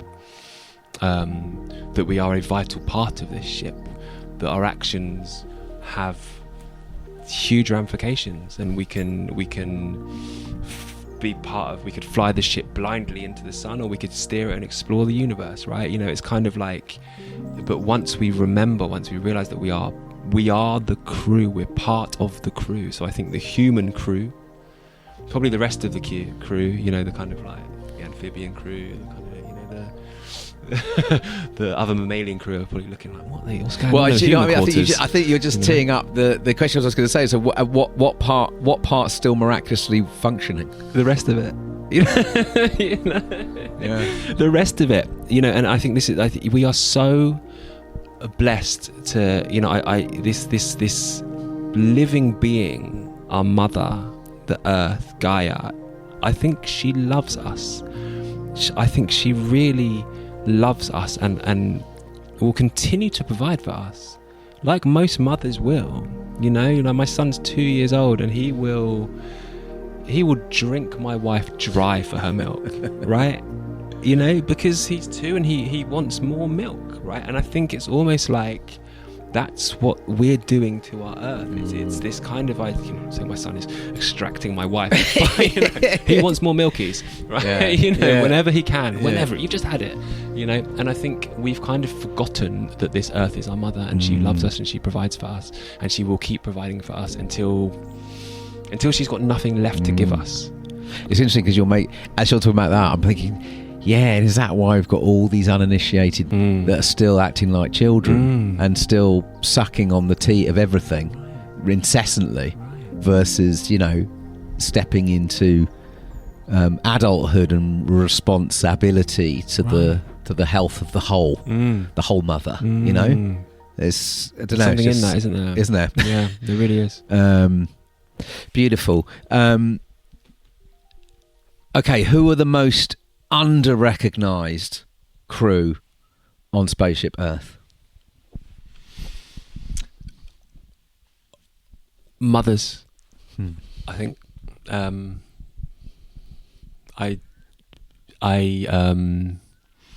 witness my wife every single day, and what she does for my children. I saw my mum navigate this world with such grace and love while being faced with so much pain, and I should, oh my God, I feel like women and mothers need to be at the center of everything. If we could, and I really think it would change our relationship with this mother earth. I don't know. I don't have the answers for this, and I'm obviously speaking from a male point of view, but I feel like it should be the most revered thing. I've watched both my children be born into this world. I was very lucky to be present and to see both my children be born. I've seen what it took my wife to carry those children and to birth those children and to mother those children, and to kind of almost like, I don't know, it's almost like we don't even want to speak to the miracle of what like childbirth is, or like what raising a child is and raising children are. And I don't know, so for me, I think the most under-recognised crew are mothers. Beautiful. Wow, thank you for that. That's wonderful to hear. If you could ask for forgiveness from one being on Earth, who would it be?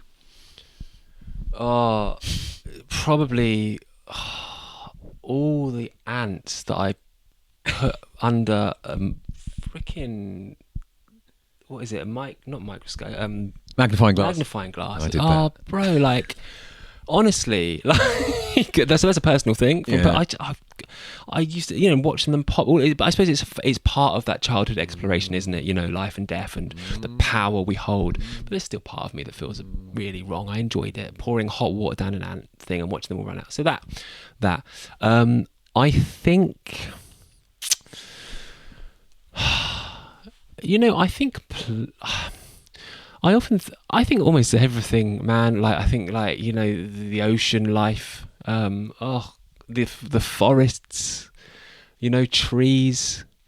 Again, I think I would just speak to the mother. I would just speak to Earth herself, right? I think that's where the apology needs to be, because I think we're all facets of this. We're all the Earth, the wider universe, experiencing itself on an individual level, but we're all just it experiencing itself. And so I think it would start with just forgiveness, the land. Yeah. Thank you. do you have a small or sacred practice that you carry to keep yourself in relationship with the great mystery of this earth?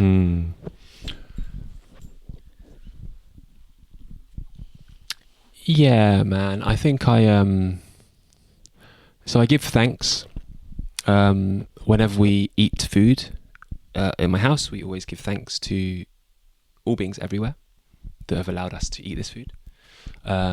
So that's a really solid practice. So always giving thanks before we eat. I also collect a lot of things. So I'm sitting here now and I have a stone.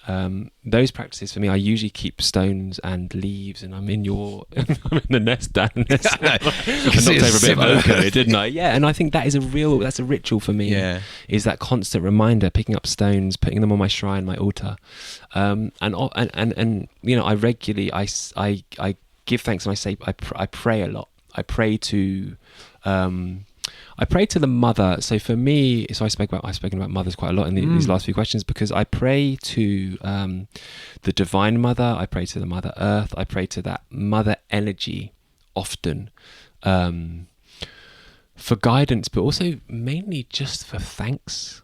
I often give thanks, even through the challenging times. I often give thanks to the mother. And generally all I ask for is the strength to navigate the challenges, and then I give thanks for that. And I find that's a very grounding practice for me, because it keeps me part of this. It reminds me that I'm not the controller, you know. Beautiful. Thank you for that. I'm just it's in your pockets, bits stones. of acorns and stuff in my pockets. I love it. I'm totally with you. Yeah. Okay, last couple of questions. Cool, man. What should we be paying close attention to right now, in your opinion, in a world where our attention is being pulled everywhere? Yeah. What do you feel we should be paying attention to? The seasons. You know, I think the just the natural movements of the world around us, the weather. But I think the seasons more than anything. I think on a very simple level, if you want to really get into it, paying attention to seasonal changes, I think, can have such a profound impact on anyone's life. If you can fall slightly in line with the seasonal movements of this planet, then I think we can begin to move and let go and subtly find those changes. So I would say pay attention to the seasons and how they're reflected in your body.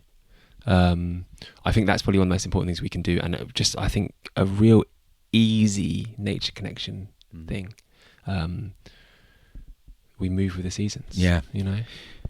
That's beautiful, and it is the thing we come back to, isn't it? If we could, you know, as these human systems that we've constructed sort of, you know, become more brittle, decay, try and control more, close up, you know, all the things that they're all trying to do, you think, well, there is an earth system here that's millions and millions and millions of years old that has so much wisdom in it.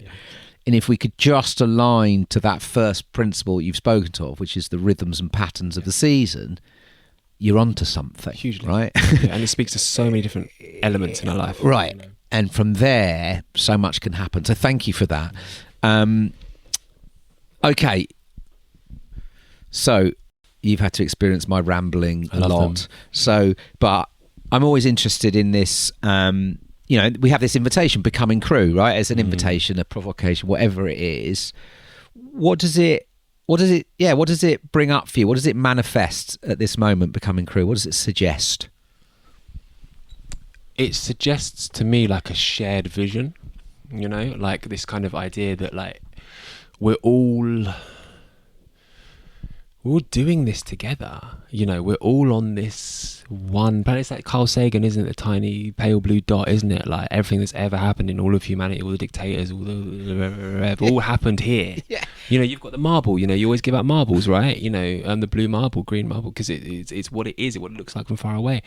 And it's that, I think, Becoming Crew is this invitation to just be together with a shared I don't want to say purpose or shared mission, but maybe a shared vision. You know, it's literally one sky, one sun, one moon that we're all under.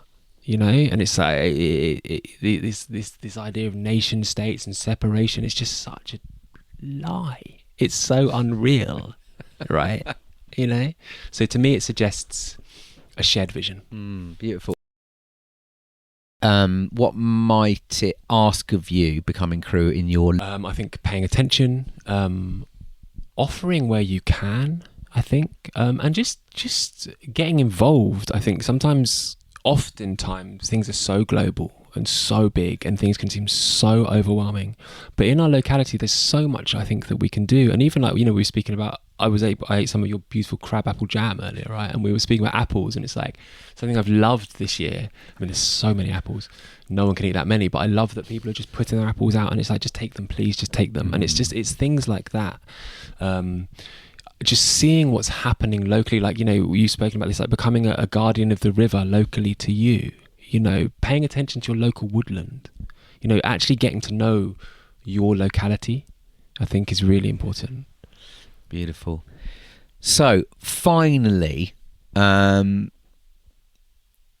is there something you can offer listeners, a kind of like a crew mission? It could be an invitation. It could be to do something, a practice, an action. I truly think one of the most simple and honest practices I think we all need right now is just a simple connection back to like breath. Right, you know, I practice yoga. I'm training to be a yoga teacher. So for me, I really feel, and so whether you do that outside or you do that inside, but honestly, to just set aside 5 minutes of just sitting somewhere intentionally and paying attention to how you breathe, I really believe is a transformational process, and I think that is a foundational process for everything else. Because if you're in a heightened state, if you're in your, you know, sympathetic nervous system all the time, you've got cortisol going through your body, you can't do any of this work. It's easy to sort of say to someone, go out and connect with nature. But if you can't connect with your breath first and foremost, I think all of the other stuff becomes very difficult. So I think on the most basic thing, a couple of minutes a day of just breath awareness, I think is the most foundational thing that we can do. Beautiful. So we're going to finish with a poem, okay. But before we do, is there anything you want to, anything you'd like to close on, any reflection, anything you want to share? Yeah, man, you know, I think these are some really challenging and confusing times that we're living in, and I don't think it's going to get any better soon. And I think that's the honest truth that many of us are beginning to realize and avoiding, because it's absolutely terrifying. Because everything that we know is seemingly falling away. The towers are crumbling. The kingdom is over, you know. But for me, I think just, and it's so like cliche, but I just think like love has to sit, and it's love for self and it's love for others, and just acceptance of who we are, acceptance of who other people are, like, is the only way we're going to make it through this madness. Like,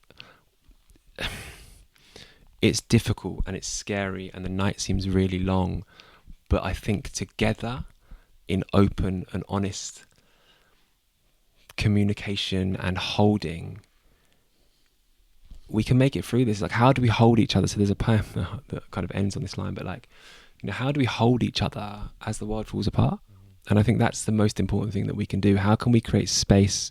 How can we create a container while we individually fall apart and let go? And as the story of modernity does that too. You know, I think the most important thing we can do is hold each other. Beautiful. Brother Mark, thank you so much for all that you are. It's a privilege and an honour to know you, to be working with you, to be walking this unknowable path together. Yep. And thanks for taking the time. And yeah, just I'm lucky to have you in my life. So thank you for all that you do, mate. Thank you, Dan.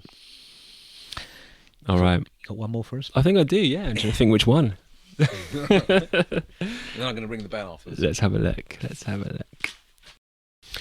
Yeah, this is I like this poem a lot, and this poem called "Made and Unmade." And again, it was another one I wrote off the back of the remix. I can't remember when I wrote it. Was it with Bio? I think it might have been after Bio. It was after Bio. That's so much fertilizer, man. I literally. It's been on notes. So we did this mad learning journey called the Remix. It was brilliant. A few years ago now. We were going to think about doing it again, but it was just all a bit too much. But it was about 40 of us, wasn't it? And we did it. We had a different guest each session. It was all online. Yeah. And Mark made this brilliant experiment of writing a poem after each one of our guest sessions. Yeah. And you did it. I did it. And, many of those poems have made it into my collection. Amazing. So it was an incredible practice for me. Yeah. So this one was... I think it's got seeds of bio in there. Seeds of bio, yeah. Which we all need seeds of bio, don't we? So this is Made and Unmade. We are the reaction of strange encounters. The howl of the wolf, the meander of rivers. To see the flower bloom is to remember ourselves. And when the leaves fall away from the trees, we are reminded that one day we will leave this world. And it will still spin, and it will still turn when we have returned to the dirt.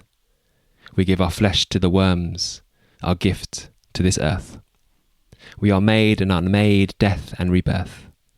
The procession of the moon, the cycle of the seasons, the migration of the birds, the tides and its patterns. We come and we go, we are not the centre of these stories. Stars will still be born once we have vacated our bodies. These stories tell us as much as we tell them. I wonder what stories will be told when our dream ends. Thank you, Mark.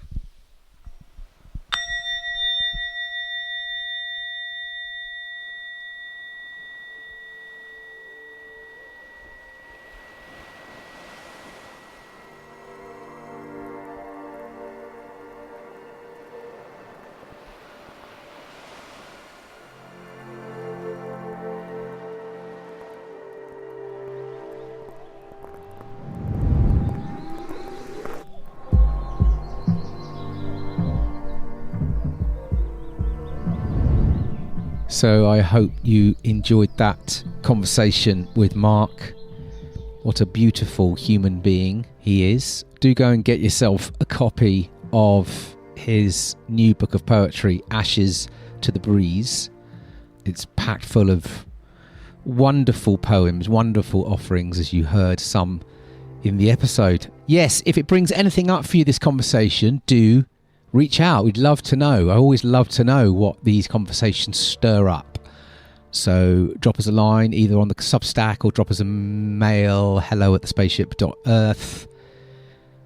And yeah, if you like what you're hearing here, the best way to keep on top of the podcast and our Becoming Crew offerings is through signing up to the Substack, becomingcrew.substack.com. And if you're really feeling the love for what we're doing, you might consider a paid subscription, which is about the price of a pint of beer in London, I think, a month, which would go contribute towards the running costs of this podcast, writing and everything else, and it'd be most welcome.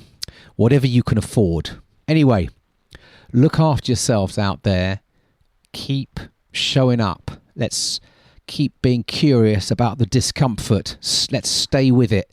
Let's keep our hearts open. Keep getting out onto the land. Keep opening ourselves up to this more than human intelligence. And let's keep the love. Let's keep the love energy strong. Thanks for listening. Until next time, peace and out. This podcast is created in service to life, for you. It takes time, funds and energy to make. If you'd like to contribute to the running costs, you can donate the price of a cuppa or a pint. Find the link on our website. This podcast wouldn't exist without the following crew: Charlie Shred, Audio Jedi, Seaman Home Burgess, Engine Room, Willow Burgess jingles.